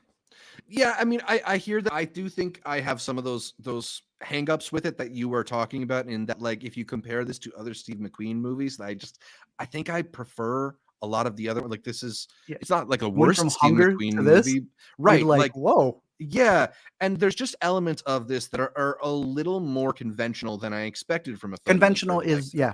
Yeah, But I like, think that's why it'll give him a big audience. yeah, for sure. And like, I think there's a lot of cool stuff in it. Like, there's a sequence in particular where you go from this banquet that's being thrown through it into the kitchen, and then it Mm, has this big reveal, and that's where it's like, oh, that's the Steve McQueen I remember. But then yeah. there's other moments where it's a little more didactic, or a little bit, the plot has some conveniences in it where I was like, what, this seems like low effort for the filmmaker that I'm used to. It's still a really solid film, and shows a side of um war combat that I don't think we see much, in terms of like what is happening to the people at home and the domestic the people who are not like overseas fighting, but are Mhm. feeling the ramifications of it. And particularly the way that it's able to incorporate race into that discussion as well is really, really interesting. Yeah. I guess I just wanted a little bit more of the feeling that I normally get from a Steve McQueen film. Completely fair. Yeah, I hope it does well, me too. especially since it should be available at home. I look forward to seeing more stuff from the kid as well, because I believe it's Elliot's introduction, if I'm not mistaken. I don't know I what else want to he's been say, in. Whopping one. yeah, He did good. He did a good job with it. definitely. So Blitz, keep that one on your radar as well. Yeah. As we wrap up the list with my top 10 so far, not really any particular order. I just know these are the top 10 that I resonated with the most. And I begin with a surprise. I don't know in what world this messed up, sick film called Vulcanizadora. I still haven't even searched out what he's doing with that. I just Yeah. know I went in here as blank as possible, but I had an inkling of like, okay, these two guys go into the forest and they have a plan to do something. That's all I knew. Kind of put two and two together. And you get some set pieces in this movie where Alina thought it was a documentary. There's a guy who vents, and Alina's like, are they like documenting these like really depressed guys? And I was like, no, I think that guy tapped into something he wasn't supposed to tap into. It is visceral. When you get to that title, the poster sequence, as you can see right there, in where they are dealing with this contraption, it is some of the most tense minutes of cinema that I have sat through. Hell yeah. Wild, wild stuff. And then you have a whole third act where I was sick to my stomach. When we're talking about red rooms and all these like real horror stuff, oh, I can see you guys did blood, guts, or whatever else. Mentally, it's effed, bro. Like mentally, where these actors have to go through is insane. And correct me if I'm wrong, is one of them the director? I believe so. Yeah, I think Joel Petrakis is one of the main actors in this film. I haven't caught up to Vulcanizadora yet, but I'm very eager to, because I've seen a couple of his previous films, and that dude does mentally unhinged protagonists in a way I don't think I've ever seen. Like, you talk, I think that's a really great comparison you bring up to horror movies, because sometimes it just feels like watching a horror movie, the way they move through the world. Yeah. Yes, because like I know those sequences aren't happening when it's Yeah. physical, but when you get to a mental state, it's like, nah, bro, why are you keeping that in my head, bro? Like the Yeah. anxiety Yeah. that it leaves you with is insane. Please watch this. This is Sickening. it is a ridiculous movie. And it surprised me through and through. It was in the midnight category here and at TIFF, and rightfully so. A standout. You had put Buzzard on my radar. Because I always look at this and it reminds me of Freddy Krueger. So I know that this has been on my watch list for a minute. I am definitely now bumping it up even higher because Awesome. he's messed up, but he's talented, bro. And someone needs to check on him. Someone needs to check on him, make sure he's okay. Yeah. And very good stuff. One of the standout independent films and just in films in general. Yeah. And Vulcanizadora. they definitely have like a very independent spirit to his movies. So Through and through. I'd highly recommend Buzzard, Yeah. and I can't wait for Vulcanizadora. The next one that I have is a movie that played at TIFF and also was able to win some awards over here. When the Light Breaks, a film about a girl who's dating her bandmate, but the bandmate's got another girlfriend. So when an incident happens where the two have to mourn, They have this push and pull of like, what do you know? Where are you taking care of him? What is the secrets that they had behind each other? This might be one of the best shot movies. There are so many good ones that I saw this and I was like, there's no way this is a number one. Then I'm seeing all these other great ones. But damn, would I highlight this as a movie you definitely want to see, because there are sequences, especially because there's a trailer out, where the way they capture the actors amongst the architecture in particular. There's this one where she is like morning looking out a window. Oh, this one right here. Dude, visceral cinema. The performances also really great with what they have to withhold. I think she is a standout. She is in one of my top performances so far. I think she won an award for Chicago as well. I think she got the female award, whereas The Quiet Son got the male award. Rightfully so. Definitely check out this movie. It's one about mourning. It's one about art as well, since that's why they bonded with each other. And again, one of the best shot films of the year so far, in my opinion. When the Light Breaks. Very curious about that one. Yeah. This next one over here, I think you said you caught too, right? Do you have it up on the screen? Maybe if I show it to you, right? Maybe that'll do it. Okay. Yeah, that would help. I'm still here. or tell me the title. I did, but honestly, I gotta be real with you. I was so sleepy that I have so little to say about this film. But I really want to catch up with it because I keep. Do you know the premise? Things. Yeah. Okay, say the premise. I gotta let Lady out. So it's this film that takes place in Brazil under a military dictatorship when this guy is sort of brought in for an interrogation, and sort of the ramifications that happen through his family from that, and some I know a lot of people have been talking about the performance in particular. What's her name? I need to pull up the page. Fernanda. Yeah. Oh shoot! I accidentally pulled the page up for the Casey Affleck documentary with Joaquin Phoenix which has the same title. That's the other thing too. Yeah, sadly, they're stuck with a title that's already been used by that Joaquin hybrid thingy. But no, I thought this one was very solid. It is a submission for Brazil that is looking back at the dictatorship that they were going through. But you are presented this movie as if it's just like a family affair, a family who's looking to buy a new place up at the peak where they even get a view of the what's it called, the statue that they have in Brazil. They're going to have all this land. All the kids are very well lived in terms of all the goals that they have. One of the daughters just wants to have fun. The other daughter wants to travel. One of them is very close to the father, who, as you mentioned, was a political figure before retiring. But it's because of those connections that he had, specifically to communism, that the dictatorship really starts to come in with a heavy hand. They are going through anybody or anything that has ever had any connections. And it's about all of the illegal and unjust arrests that happened, but specifically the kidnappings. That is where the mother comes in and really becomes the forefront figure in trying to find justice for him. And because it's based off of a true story, it really hits you like a gut punch towards the end. And it reminded me a lot of, there's another movie that came out of TIFF 2 years ago that we covered called Chile 76. Right. If you search up Chile, it's one of the titles. The second part is the year, but it's also very similar in terms of like trying to look back at a dictatorship. And do you let it be, or do you actually get the government to admit what they did?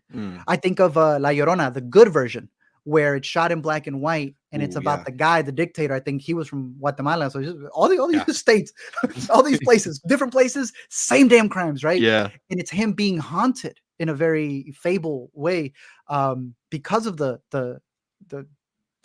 stuff that they did. Yeah. And it's the very much of their policy. It's very much a movie that's telling you this isn't something you should forget.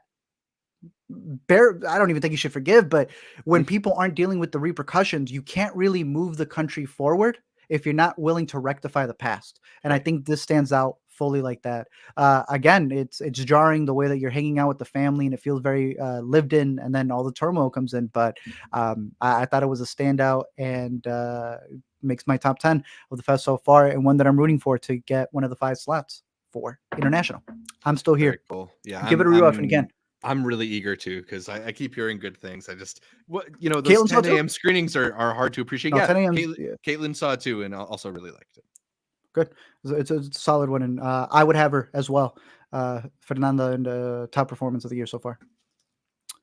Next up, and it's only here because the architecture is still building up. You know, the more that you sit with this and the foundation really gets set, it continues to go up. Waited 2 hours. It wasn't the full Brutalist like I had tweeted out. There was a man there who was there at 1 o'clock. Shout out the boy. That dude appeared as early as he can be. For this 5 o'clock showing of the Brutalist. Because, like, just to put a little context in front of that, the Brutalist has been the hot ticket at film festivals. The press screening at the Toronto International Film Festival, there were over 100 people with passes who did not get in to see the Brutalist. And then again, when I went to go see it in New York, there were another 100 or so press people who got shut out from that line too. So a lot of people desperate to go see the new Brady Corbett. We got Corbett fever right now in Filmland. And that's what's fire about it, bro. The moment these tickets dropped, it was the only ticket I bought because I told you, should I go to Nightbitch? And you said you do movies for a living, grow up, go watch it. Man, I bought those tickets like the day prior. But these sold out the minute they dropped. Every person who went to the box office was laughed out of there. Some guy was coping so hard. He said, I guess the Brutalist was the friends we made along the... Get out of here, bro. No. You did not get the chance to see this movie. But I hope you can. And I hope you can catch it in 70 millimeter because this was the best projection at the music box I've seen so far. The 35 millimeter to this was beautiful. I feel some theater employees don't like when I say, hey, some of the other ones I've seen were a little overblown, but I got to keep it honest with you because when I give you the praise, I am giving you the damn praise. This was projected impeccably. This might be my favorite score of the year. This, I think, is Adrian Brody's best performance. And I'm still figuring out what the hell was happening on screen, dude. This is split into 2 parts, and it was absolutely nothing of what I was expecting. I heard it's about a Jewish man who comes over to the United States and then ends up becoming a very famous architect or was already an architect. But I did not expect Guy Pearce to be one of my best supporting actors of the damn year, coming in as this tycoon who hires him with some other elements in there to build this massive monument for his mother, I think it was, or his sister, someone related to him. I'm blanking on who it was. Yeah. Right. But the flip on this story, right? The poster shows you New York, the Statue of Liberty, upside down, because it's flipping this idea, dude, of like, you've all heard the New York story, but y'all been to Philly? Philly was where they were dogging it, dude. And I just found that take already fascinating. Seeing the titles come out side to side instead of how we usually see them. The end credits also being in a different way. Yeah. Brady said at the Q&A that they asked him if architecture was a form or if film was a form of architecture. And he said, thank you for saying that. That is exactly how I see it. And I see him restructuring how we see film in general. Go ahead. No, I was just going to say, like, that's a great point. It really is like him sort of making a case for the value of these like artistic pieces, talking about it through architecture, but ultimately talking about it as, you know, the importance of film, right? Making films like this that are big, grand swings and bold statements. And just the aesthetics of this movie are to die for. The texture of the film format, the way that these sets all kind of evoke the period.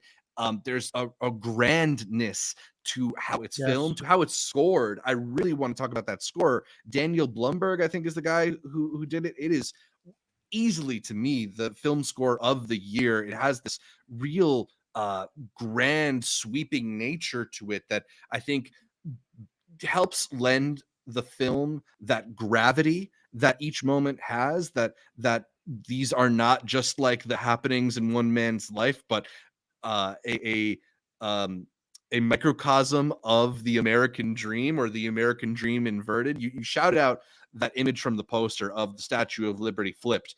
And when the film hits you with that really early on, I got goosebumps, man. Like, it is such a incredible build, the way that the music and the arguments and the just chaos of that moment bring you in. And I've never seen the Statue of Liberty portrayed like that before, but It's interesting. Yeah. it's so smart in this story that is ultimately about the things that America does, particularly to those who come here seeking some form of the American dream and the immigrant experience. How it's not, there's the rise and the fall. There's the promise of all the things that you can do, and then there's the reality of all the things that it takes from you. I think it has a lot to say about this country, about the immigrant experience, not just then, but now. Also has a lot to say about the relationship between an artist and the people who pay to get that art made, because that is ultimately the situation that a lot of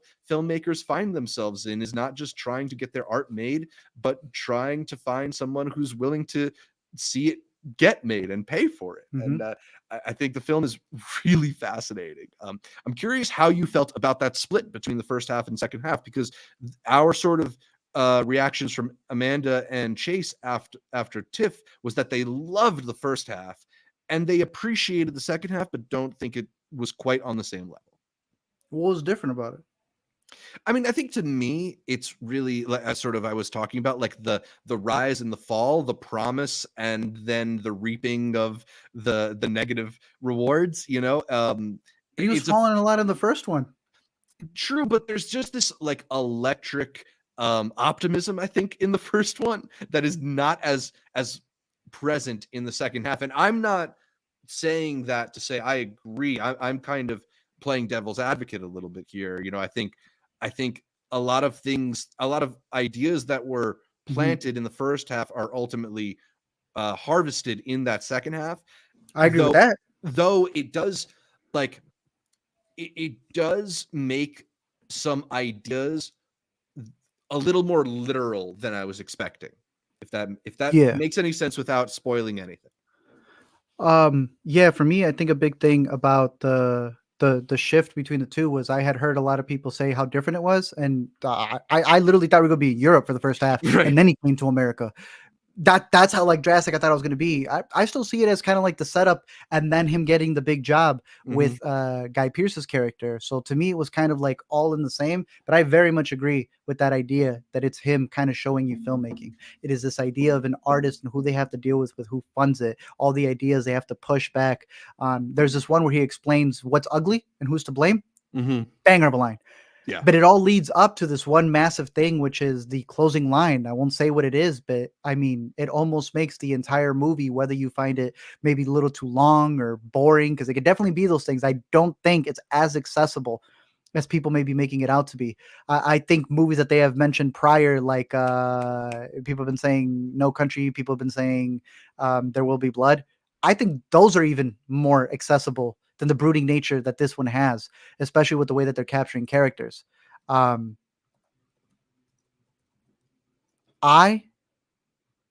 think that it's him wearing his heart on his sleeve in terms of what it's like to get movies made and what you have to deal with certain producers and the compromises you have to make. It is a struggling artist, what's the word? Because of his, I don't want to say condition, but troubled, I guess would be the best way to put it. Yeah. A troubled artist in there. I'm liking it more and more the more that I think back of certain sequences and what he's trying to say with them, in the way that he's trying to conceptualize and visualize this whole idea of the way that the main character approaches architecture in the same way that he's trying to approach film. Yeah. I just went up to him at the end, shook his hand, and I said, bro, keep doing what you're doing. But he fully in the Q&A went, I don't expect all you guys to like this. You shouldn't like this, because that's the idea of what the film is. It is trying to, like the title says, be very much about this one way of showing you things, as he was getting very, he was really into brutalist architecture at that point, and the way that you bring all the materials to come together. I would recommend it if you're a film fan. If you're not a film fan, maybe wait to watch it at home, because you do get an intermission. But you still got to sit there for a long time. That said, though, like the first half is so fast. Yeah, the first half, I waited longer in the bathroom. It felt. I've been saying it's a 3.5-hour movie that feels like a 2.5-hour movie. Like, it doesn't feel short, which but is feels so a funny. lot shorter You're than right. it is. You are right. It is a 3.5-hour, 2.5-hour movie. Yeah. In between, I ran to go use the bathroom. That's when I ran into Karsten. Karsten was he had the smart idea to also go to the secondary bathrooms at the Music Box Theater, so I got to see him there. And I also got to see some intercuties over there. Shout out Blaine. We were he was second in line to us when we were waiting to get in there, and he was telling me what the best seats were to be there. He came from St. Louis, so he's a Sliff aficionado. Shout out Sliff. But he said he had to come over here for a Sliff. And then some boys from Michigan as well. It was definitely an experience where all the film fans were there, dedicated already to watch a 3.5-hour movie, whatever came their way. And during the intermission, people were like, I don't know what's happening. Also very difficult to hear some of the dialogue as well, because they aren't just going through different languages. Brody mumbles. He's got a lot of stuff that he's doing where, because of the state of what he's in, maybe some subtitles will be needed for people who watch this at home, but it is all a part of the experience. I didn't need subtitles because he sounded like half my family. I thought this was an incredible Adrian That's Brody what I'm performance. saying. Yeah, like this dude to good. me that's the best actor of the year, hands down. And Pierce is argue with great that. too. He Hope was he in a gets pocket, bro. nominated. Brody's unreal. See, so I want Adrian Brody. I mentioned Guy Pearce. I want Guy Pearce nominated. I thought he was impeccable in this. And Joe Alwyn, I don't know what happened after the divorce, but this man has taken really crazy roles. His role in Kind of Kindness is fantastic, and it's despicable. And in The Brutalist, he's fantastic, and he's despicable. Like, he is just really good in the second half of his career right now, bro. Like, I'm curious to see what else he's going to be doing. Really fantastic stuff. I am glad that Billy Lynn is now all the way at the bottom, because even these side performances are better than the lead stuff that he's had early on. But low-key built an interesting career for himself. Yeah. No, this is cinema, as they say. Catch it on film if you can. Be weary. It is a very hefty, long movie. You are going through it with the character, but it's one to definitely catch in theaters. If I mean 100%. You are already intrigued in a 250-minute movie about brutalism architecture. Shout out Brady Colbert. Keep doing your stuff. The Brutalist in theaters, if I'm not mistaken, by Mubi, or is it A24? I think it's A24. It picked it up. Right, should have been. And I believe this is getting a December release date. Yeah. Yeah, December 20th. Wow, very limited. Give it a watch. All right. And I'd agree more. Seed of the Sacred Fig.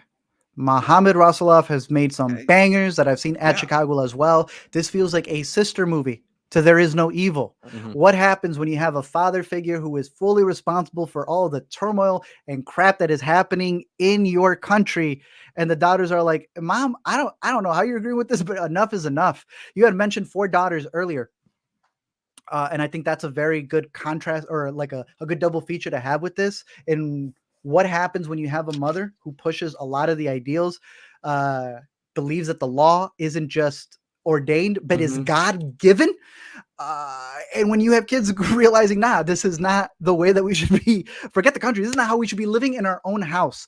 I think it's starkly 2 halves of a movie for sure as well, because this is another one pushing 2.5 hours. And the first half is just like the girls coming to the realization and their friends and all the protests that are happening. And it's done in a very intriguing way, because it cuts to documentary footage, if you want to call it that. Yeah. Right, like it's real footage that people of the protests in Iran. Yes. Yeah. And all the stuff that was happening.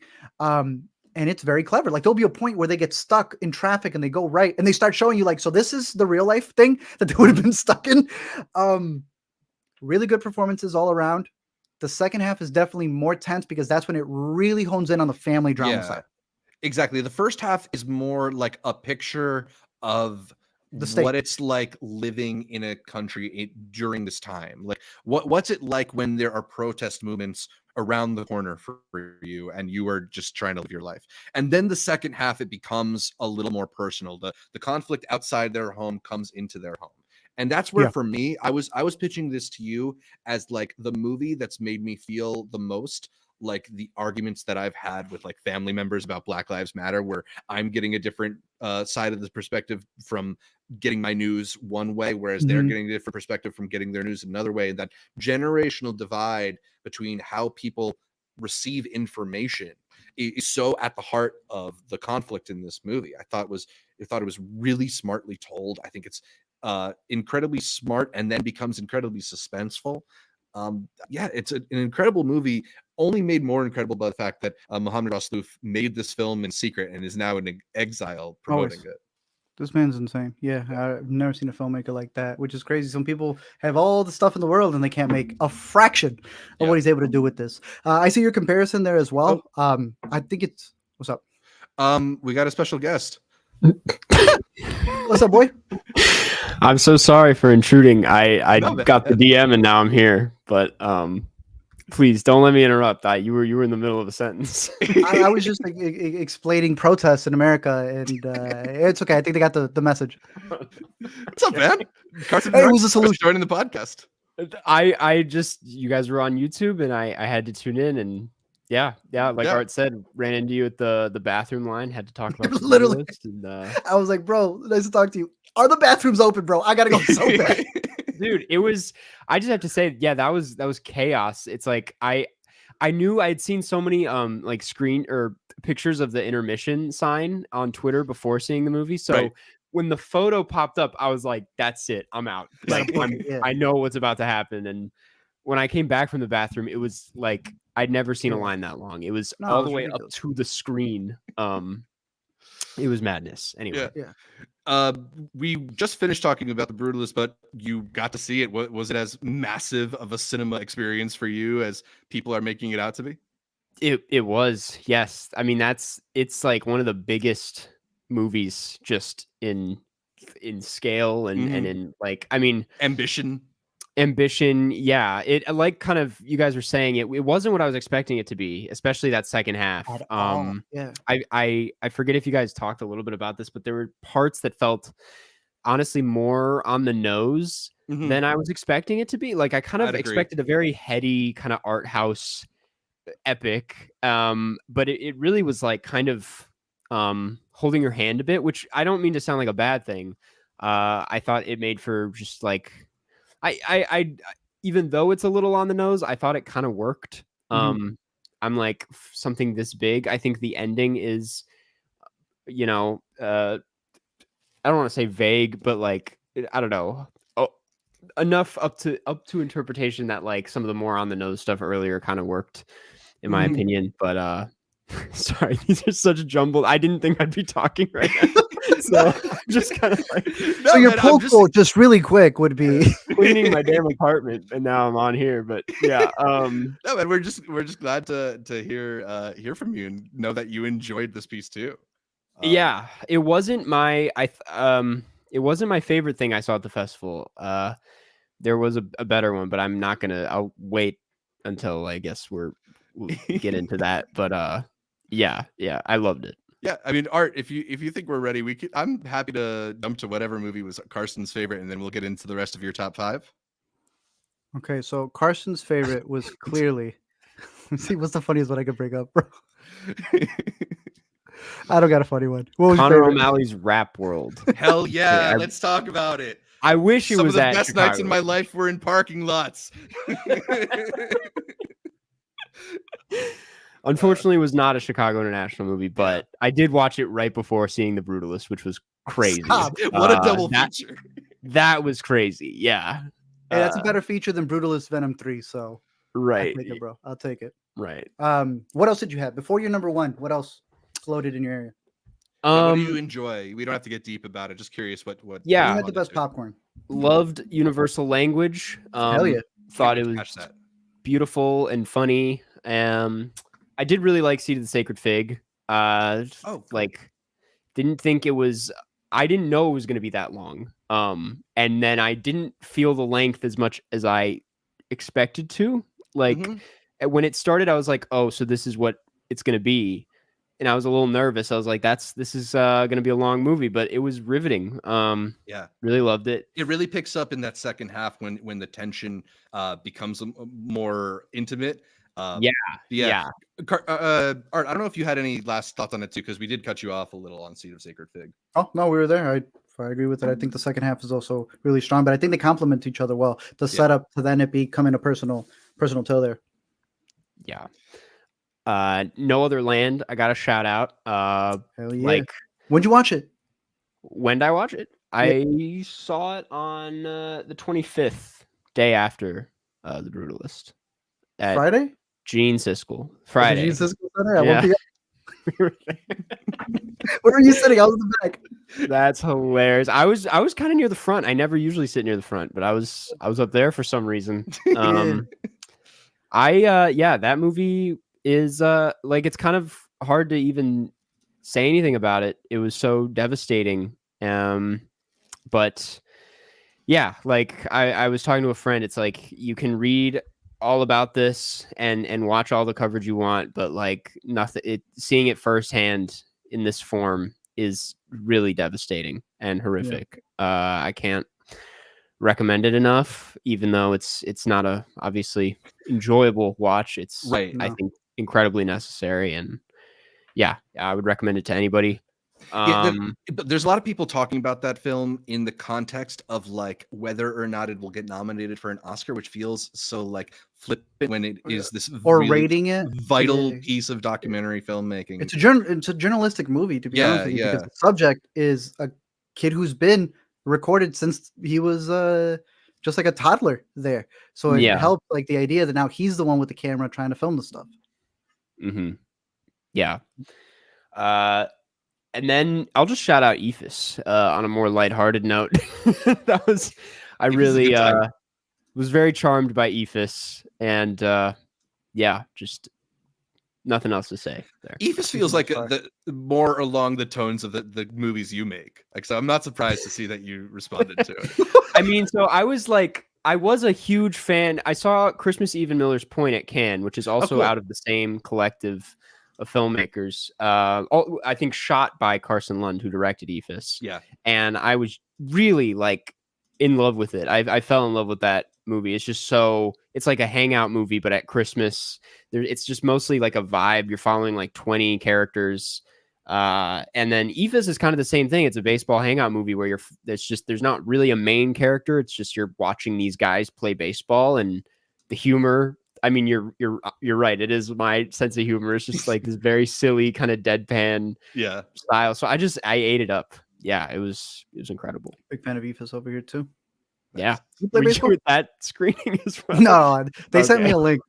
Imagine if I was. Yeah, I was playing shortstop, bro. I was on the left side of the theater. Just lurking somewhere in the corner. Yeah. I think I know what may be your top one, so I'll go through a couple of other ones that I've seen quickly. Okay. I know you did not see The Art of Joy because this thing was 4 hours long. They decided to show a mini series. It's 318 minutes. Damn. I think it's based off of a book. They decided to screen it with an intermission. So there was 2 movies with intermissions. This is pretty much a girl who was raised in a nunnery, ends up trying to salt burn this like queen. That's the best way I could describe it. She is doing everything in her power to be able to get in there and get their house. I got a link for it, so I was able to see it in 2 parts, but Art of Joy. Give this one a watch if you're interested. They were actually giving out like bandanas or something, which when you watch the movie, you're like, how was that even a thing? But yeah, the best way I could describe it is like a female salt burn. Anachronistic. September 5th. I was curious about this one because there's some people who think it's great and others who not as high on it. Okay. So I saw people who I know the lineups for Venice going, where did this movie come from? Boy, you know where this movie came from. This movie was like a top pick from over there. September 5th is covering the Munich attacks that happened with the Olympians that were there. But it specifically it's all done from the media room. So it's about how ABC really wanted to get there and be the like front runner for it. I think it's invigorating in the sense of everything that was created because of that event. I know there's obviously the political side of it. I think everyone worried about the political side of it should wait till the movie comes out, because it's very much about what happens when you clickbait. What happens when you create one of the biggest stories and are willing to put news out there or cover news in a certain way, create superimposed images. Like the stuff that this covers in 90 minutes is fantastic, bro. I think this is going to be a hit. If this ends up being one of the nominees, I can see a lot of people who are more detached from obviously the politics of what it's covering being very into this just because of how brisk it is. The cast is really good in this, from Peter Sarsgaard, John Magaro, and then I want to say this is her from the Teacher's Lounge. She was very good in this. but it very much is about how news decides to cover a subject and everything that gets created because of it. So September 5th, definitely add that one on your radar. I know a lot of people have been mixed to it leading up to it, but it is good. I see the comparison from Munich. I think it's incomparable because one is Steven freaking Spielberg, but this other one is very much a news agency like thriller. What are you going to do in order to be able to get the broadcast out there? I know Zach saw this one with me, Memoir of a Snail, which to me is a standout animated film of the year. Probably my favorite. I did not get to catch Flow yet, but so far I love this one. Zach, you saw it too, right? Yeah, it's like a beautifully animated story. Is this Adam Elliott, I believe, is the filmmaker's name? The same yeah, because I'm watching this and I'm like, this reminds me of that Max and Mary movie.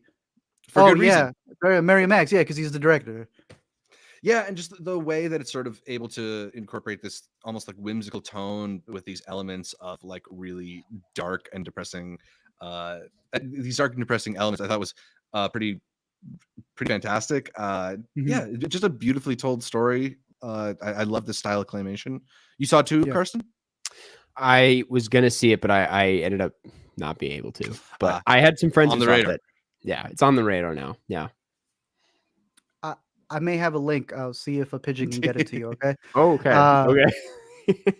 Conclave, we talked about prior to the fest, was one of the early screenings that I got. Fascinating stuff. I love it. I think it is a crazy movie. We'll be talking more spoilers after this as well, but this one's out in theaters now, so I guess anyone can watch this selection. And then A Real Pain, which was another movie from Sundance that they were able to pick up that is about to roll out into some theaters, and I think is still one of my top 3 favorite movies of the year. But we'll wrap it up with what I know was the biggest one. Nickel Boys. You knew. How can you not? It is such an achievement. Yeah.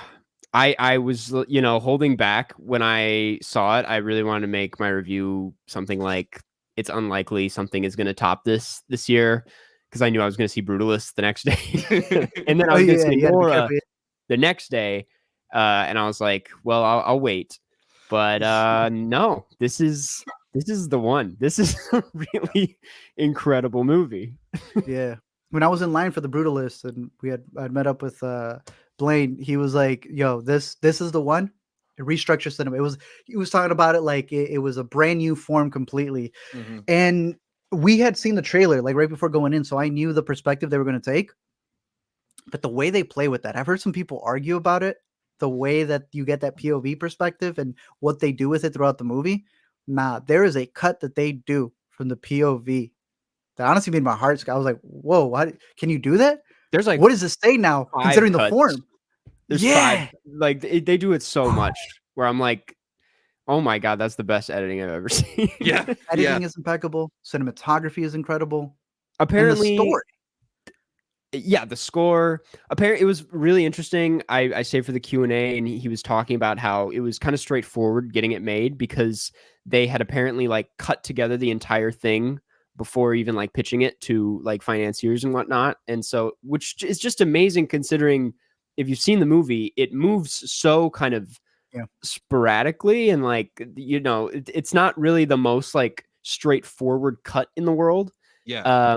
But to know that it was all very like carefully planned and like a lot of that archival footage is so intentional and it really reads like that when you're watching it. It's just everything feels in the right place. And yeah, it's such a incredible movie. It's so artfully made, and that cinematography particularly, or maybe have the cinematographer's name in front of you, is like so remarkable in the way that it captures these little details. And oftentimes, like, you're watching a film and you want to have a complete picture of what's happening. There's people talking, there's movement in the frame, and you want to know what's going on. And I think they are able to somehow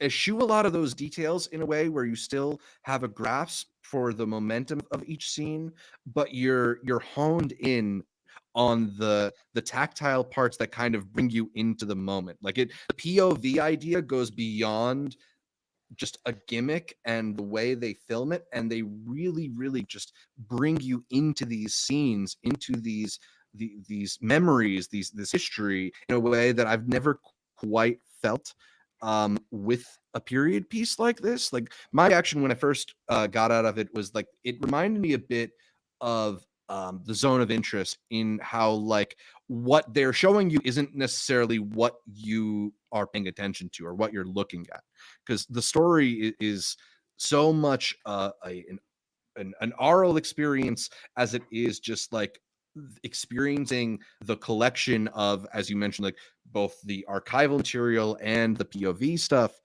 And it just has this really immense power over you by the end. I was so moved by how Mel Ross puts this movie together. Definitely. There's a specific bar scene that I'm not going to say anything specific about it. I don't want to take it away, but that was kind of like what sent me over the edge with this movie. Yeah, just like performances all around are really incredible. But that one actor, and I feel bad because I don't know his name and I couldn't find him like credited. He just steals the show in just this one scene. And just cannot recommend it enough. Yeah. For me, it was Anjana. I think she has had killer movies back to back this year. I really like Exhibiting Forgiveness. I did not think she'd be able to top that. There's a hugging scene. Yeah. Oh my God. I was like, who are you thinking of looking directly into the camera at this point in time? Because she was zoned into that. Yeah, it takes that whole Jonathan Demme thing of like looking straight down the lens and does it in a way that feels even more personal than that. Like I've never quite felt that experience in a movie, and to get it contrasted with this story that is so painful and about these like really awful atrocities, but to almost like juxtapose it with these more moments of warmth, I thought was incredibly smart and well done. To me, this is the movie of the year. I think it's just such a valuable piece of filmmaking.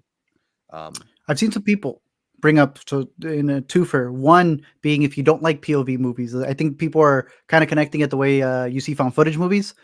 I don't think this is like a hardcore Henry because of how much they move around there. This is very much a really great use of it so that you actually get their perspective, as a POV should be, for what they're going through. And especially the way they play with it from character to character. That bar scene alone, just that, like, once you see what you're supposed to see, or like Zach was saying, what you were imagining or thinking of, it plays off that way better than, if you want to call it the gimmick for hardcore Henry.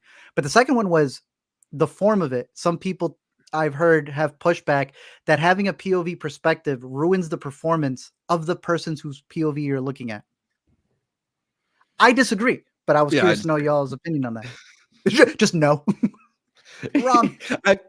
I don't think so, because I think in a way it's almost like you're embodying them, and I get enough from the line deliveries that it didn't take me out of it. I think the performances are pretty remarkable, and plus there is enough jumping out around within scenes that I never really felt like I lost my place. Yeah. But for me, the magic of this movie is moments when like an actor is doing something, but you're instead focused on like a sliver of wall because that's like they're hiding behind it or something. And that really, you don't need to see the actor to feel what they're doing in that moment, as well as the fact that the actors were holding the camera for a lot of it. So even the way that the camera moves is really like embodies the physicality and the perspective too. Yeah. I was going to say, like, unlike hardcore Henry, it doesn't really, you kind of forget that it's POV at a certain point, which you guys were kind of getting at. And like you were saying, there does come a point where you get to see the actor's face and they can jump back and forth and do like a 2-person dialogue scene. And that's crazy. Yeah. That's the thing is I'm like, it does the POV thing so creatively because it does at some points feel like a normal movie, like, but you're still getting that same kind of intimate effect that you can get with the POV. So it's just such a clever film. And like you were saying, there's one moment where the character like looks down at the corner of like a room and is like looking at the floor while someone's talking to him, and they like hold on it. And that it's like, even though you can't see him, the fact that you're just looking down at the floor, it's like you can feel a performance in that, which is just so In what other movie can you do that? Where you're just looking at a floor and you're like, this is the best performance ever. And that's the thing that Art's talking about breaking the form. Like there aren't really Yeah. movies that have achieved some of the things that this one does. Definitely. Yeah. Good stuff. Decent picks. But our number one has to be Venom 3: The Last Dance, out in cinemas now. Karsten, thank you so much for jumping in late minute. I'm gonna let you bounce while we wrap things up. But yeah, always nice hearing from you. Enjoy the rest of the episode. Peace. Yeah. Thanks, Thank bud. you. All right. You got any more picks from Chicago, or is that it? No, right there. No better way to close it out than with Nickel Boys. I think this one, I can't remember if I got a date. October? But it is October. It was originally supposed to be October, and then I think it did so well at the festivals that they pushed it into December. Yeah. I'm sorry, guys. The Chicago International Film Festival is to blame. Like, I don't know how else to put it. Yeah, I had it here as an October 25th release date. I am looking now. Limited December 13th, going wide December 20th. Too many movies on December 20th, bro. Like, literally, I don't think with the runtime on this, Brutalist, and of course, what else we got? There's some big movie coming out. Red One, like, I don't know if there's just enough minutes in the day for all this cinema that's upon us, but this is definitely one you're going to have to put on your radar. One that we're going to be talking about all throughout the rest of the year. And it's going to be topping a lot of lists. Yeah, I'm so glad that you responded to it. So glad Karsten responded to it. The second I saw this movie, I knew that it was something special. And I'm hoping that people respond to it the way we did, because it is, I think, a really incredible statement. I'm hoping this one goes all the way to Oscar's glory, personally. I should. Or if it doesn't, that's on them, bro. Because even the last movie, like we were bringing up for the cinematographer, All Dirt Roads, that's one that's going to be remembered. There's a lot of movies that make it to the Oscars we do not remember. So it's more so like it's no longer a cosign. They need to pick the good films so that they can continue to show audiences like, yes, we know how to pick them. Like that's the bit. But shout out TIFF. Was this a TIFF? Yeah. No. New York. Yeah. It was a Telluride, and then New York, and then Chicago. Shout out, and that's exactly what I mean. Telluride. I always look at that Telluride list like, nah, this isn't like putting it out there for it to be bought. This is a selective list. They're top of the year already that they're presenting to you. And Nickel Boys makes it even onto the most important one of the year, which is the Intercut one. Yeah. So definitely let us know your thoughts if you were able to go to Chicago. What your favorite venue, movie, snack, whatever it was for you. I'm excited to see how they continue building it, because the mayor came in, or no, the governor came in, made it a national holiday, bro. Shout out Pritzker. Whatever that means, bro. We got it. It's I will be celebrating it on a yearly basis now as well. But shout out to Chicago International Film Festival. You can catch the list of all of this stuff down below over on our letterboxes. So you can add them onto your watch list as well. But that is everything for this week on Weekend Must Watch. All of our stuff dealing with Chicago.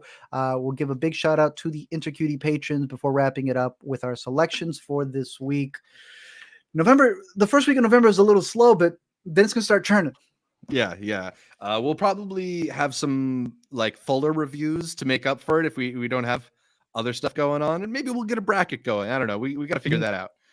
But we'll always have stuff to talk about, especially as we get into award season, the end of the year, lots of list makings coming up for Intercut. So a lot of reasons to stay tuned. And there's also the coming attractions. Or you want to go through picks of the week quickly? Patrons? Oh, patrons. Yeah. Well, we did at the top too, but we can give another shout out to the patrons. Always, you have to. Yeah. Opening credits and closing credits. Exactly. Thank you to our wonderful patrons who support the show. Their names are on the screen right now, including Academy level members Tushar, Cademan, Connor, May, Ricky, Joe, Wiley, Benji, Matt, Jeremy, and Michael, I guess, as well as the producer level patrons Toon and Brandon G, as well as Josh, who's in the live stream. Shout out, Josh. Shout out Josh. All right, we got a couple of picks this week as I go through them. The biggest one was actually the closing film at the Chicago International Film Festival, and that was Here, the newest one by Robert Zemeckis. I didn't even realize. I always forget Robin Wright played Jenny. I don't know why. But this is them reuniting. I see it.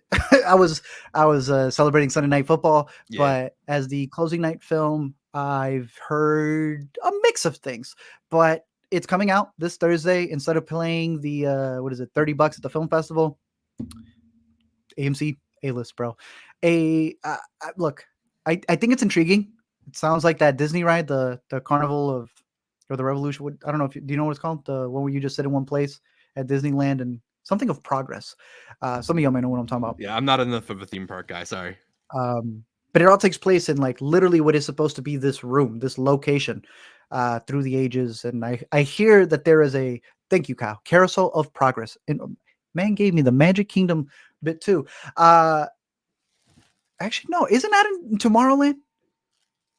You're talking to the wrong guy. Send Kyle the link. Kyle, get I on don't know this which one boy. is Disney World, Disneyland. Actually, no, you may be right.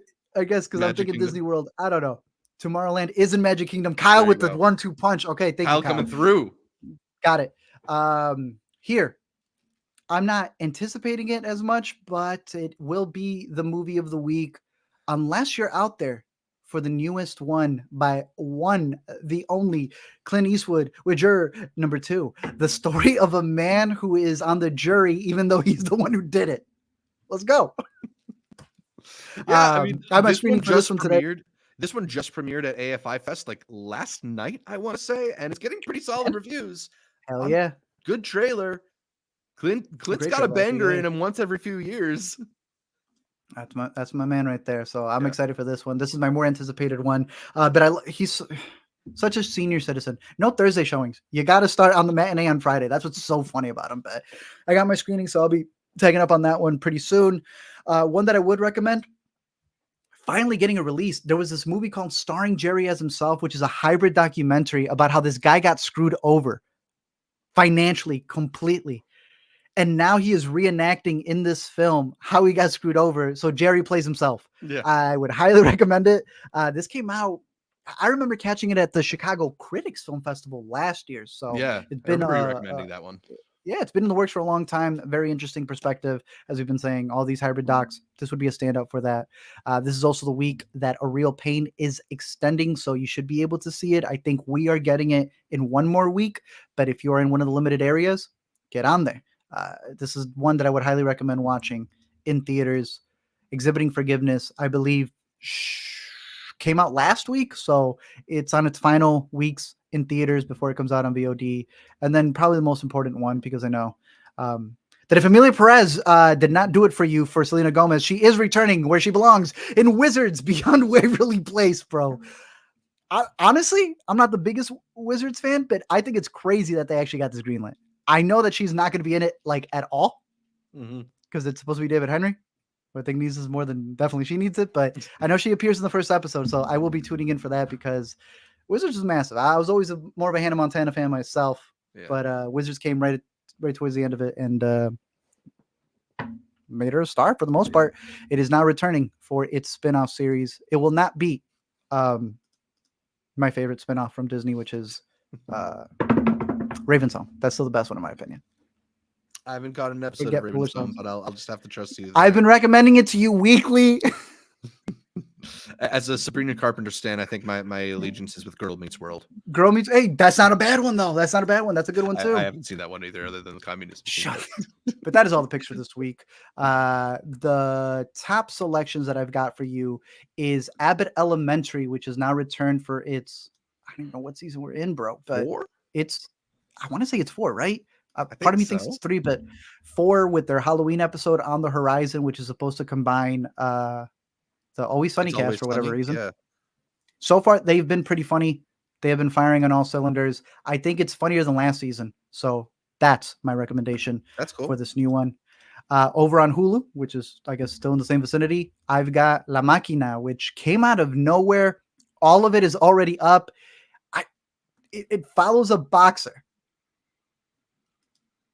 But it's Diego Luna as like the coach that has had me doing like triple takes on this man, because not only are they all giving great performances, but the stuff they put on his face looks so crazy and he sells it completely. It's a miniseries. You can catch it over on Hulu. I saw the first 3 episodes. I highly give it the recommendation. It's firing on all cylinders. And then my final one would be what's on my watch list. I have not had the chance to catch it this weekend yet. Bro, it's what got me into baseball, and it was a 2004 Boston Red Sox comeback win.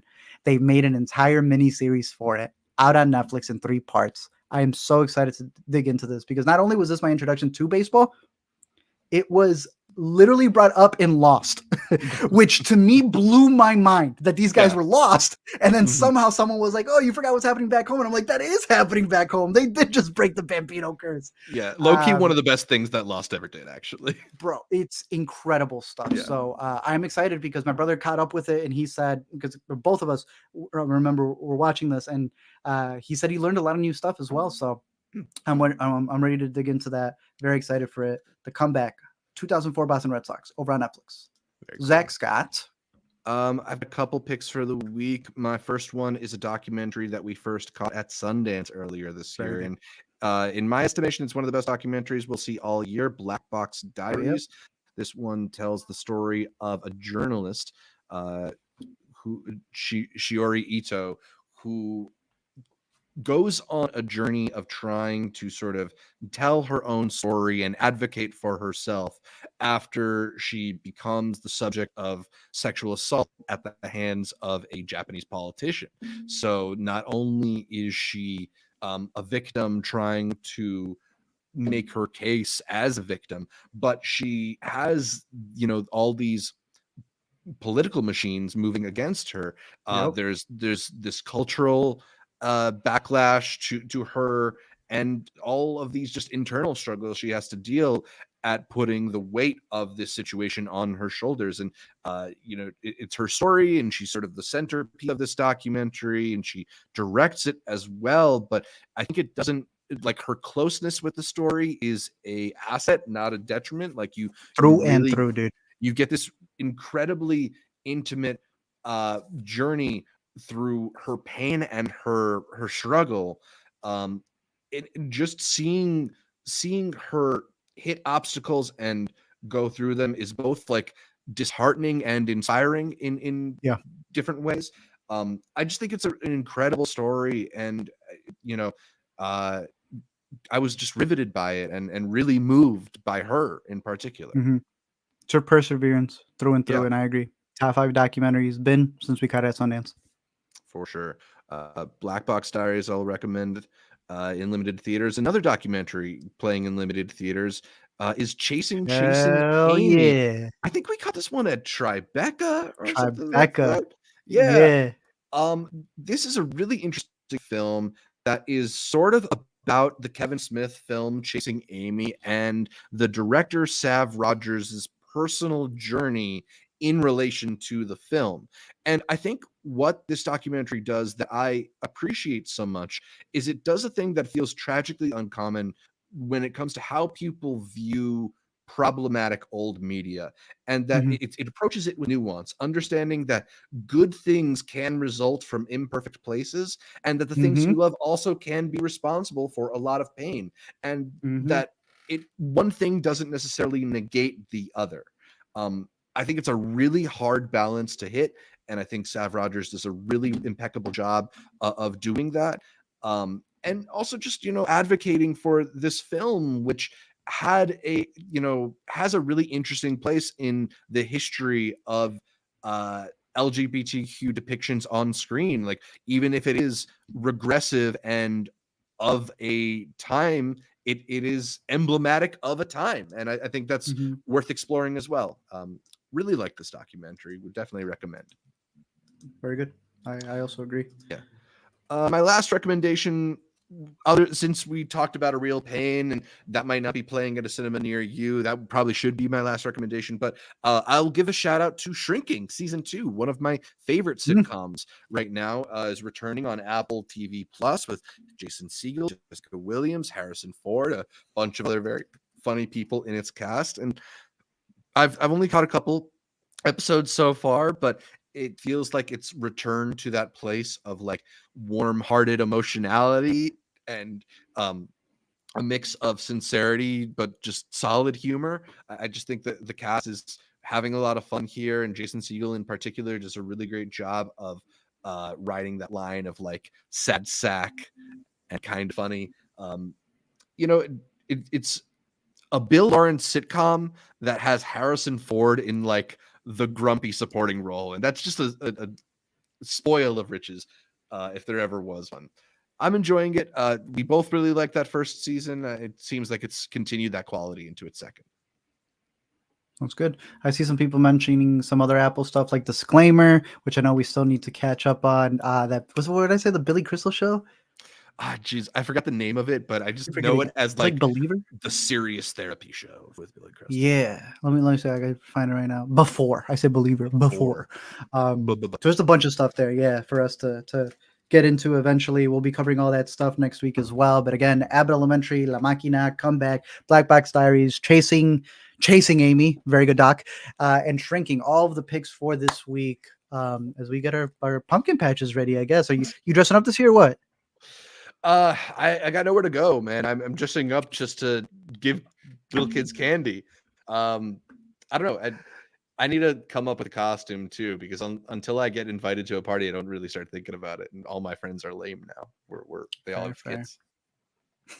I'm the loser out here looking to get drunk on Halloween. Have a kid, and then you can make them like the pumpkin patch, bro. I saw this kid at a parade. And he had the like the whole pumpkin thing. The hat, the beanie was the pumpkin top, bro. People were getting baby fever out there, bro. It is wild time. Stay indoors. But other than that, that is all for this week in movies. A big shout out to all the Intercut watching live. You can follow more from me over at LME Movies on all social media. Zach, where can people find more from you? You can find more from me in your local pumpkin patch, or by following me at Zshevich across social media, or at Multiplex Show wherever you find videos. Ooh, a reminder that you can listen to every episode of the Intercut podcast on whatever your favorite podcaster is, from iTunes, Anchor, Spotify, all that good stuff. Or you can watch the live video here every week, where we go through all of the must-watch picks, movies, news, film festivals, all that good stuff. A big shout out to everyone who was in the chat: Josh, LaShawn, Kyle. Hey, sometimes you're in the chat, you pop up on the stream, bro, like Karsten did. All that good stuff. Like we said, a big shout out to all the Intercuties who not only listen live, but who support us over on the Patreon. We're gonna hop on to the Patreon live stream probably right after this, because then I gotta head out for the juror screening. So we'll be doing the extra reviews like Anora, Conclave, all that good stuff next week.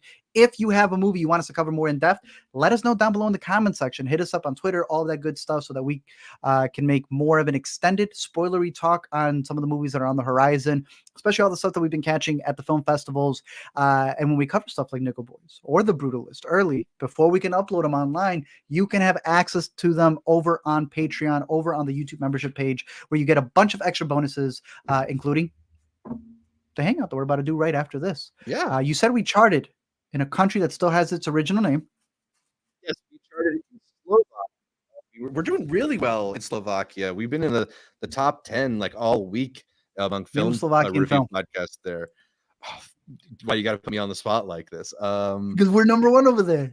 It's for them to tell Slovakian films. Let us know. Yeah, exactly. What Slovakian? Yeah, what Slovakian movie should we catch up on? Let us know. We charted in Czech Republic and Slovakia, in the greater Czechoslovakia area, in the UAE, in Taiwan, in Thailand, in Singapore, in Poland, in South Africa, in Switzerland, in the Netherlands, in Ireland, in Norway, in Spain, and in Canada, and of course, right here in the United States of America. So, no, Slovakia. They got 1,000 movies. All right, let's see. Sister Act 2. Okay, I'm not trusting Letterboxd. Anyways, let us know your thoughts down below in the comment section. And until next time, keep watching movies, and we'll see y'all later. Whoopi Goldberg is my favorite Slovak actress.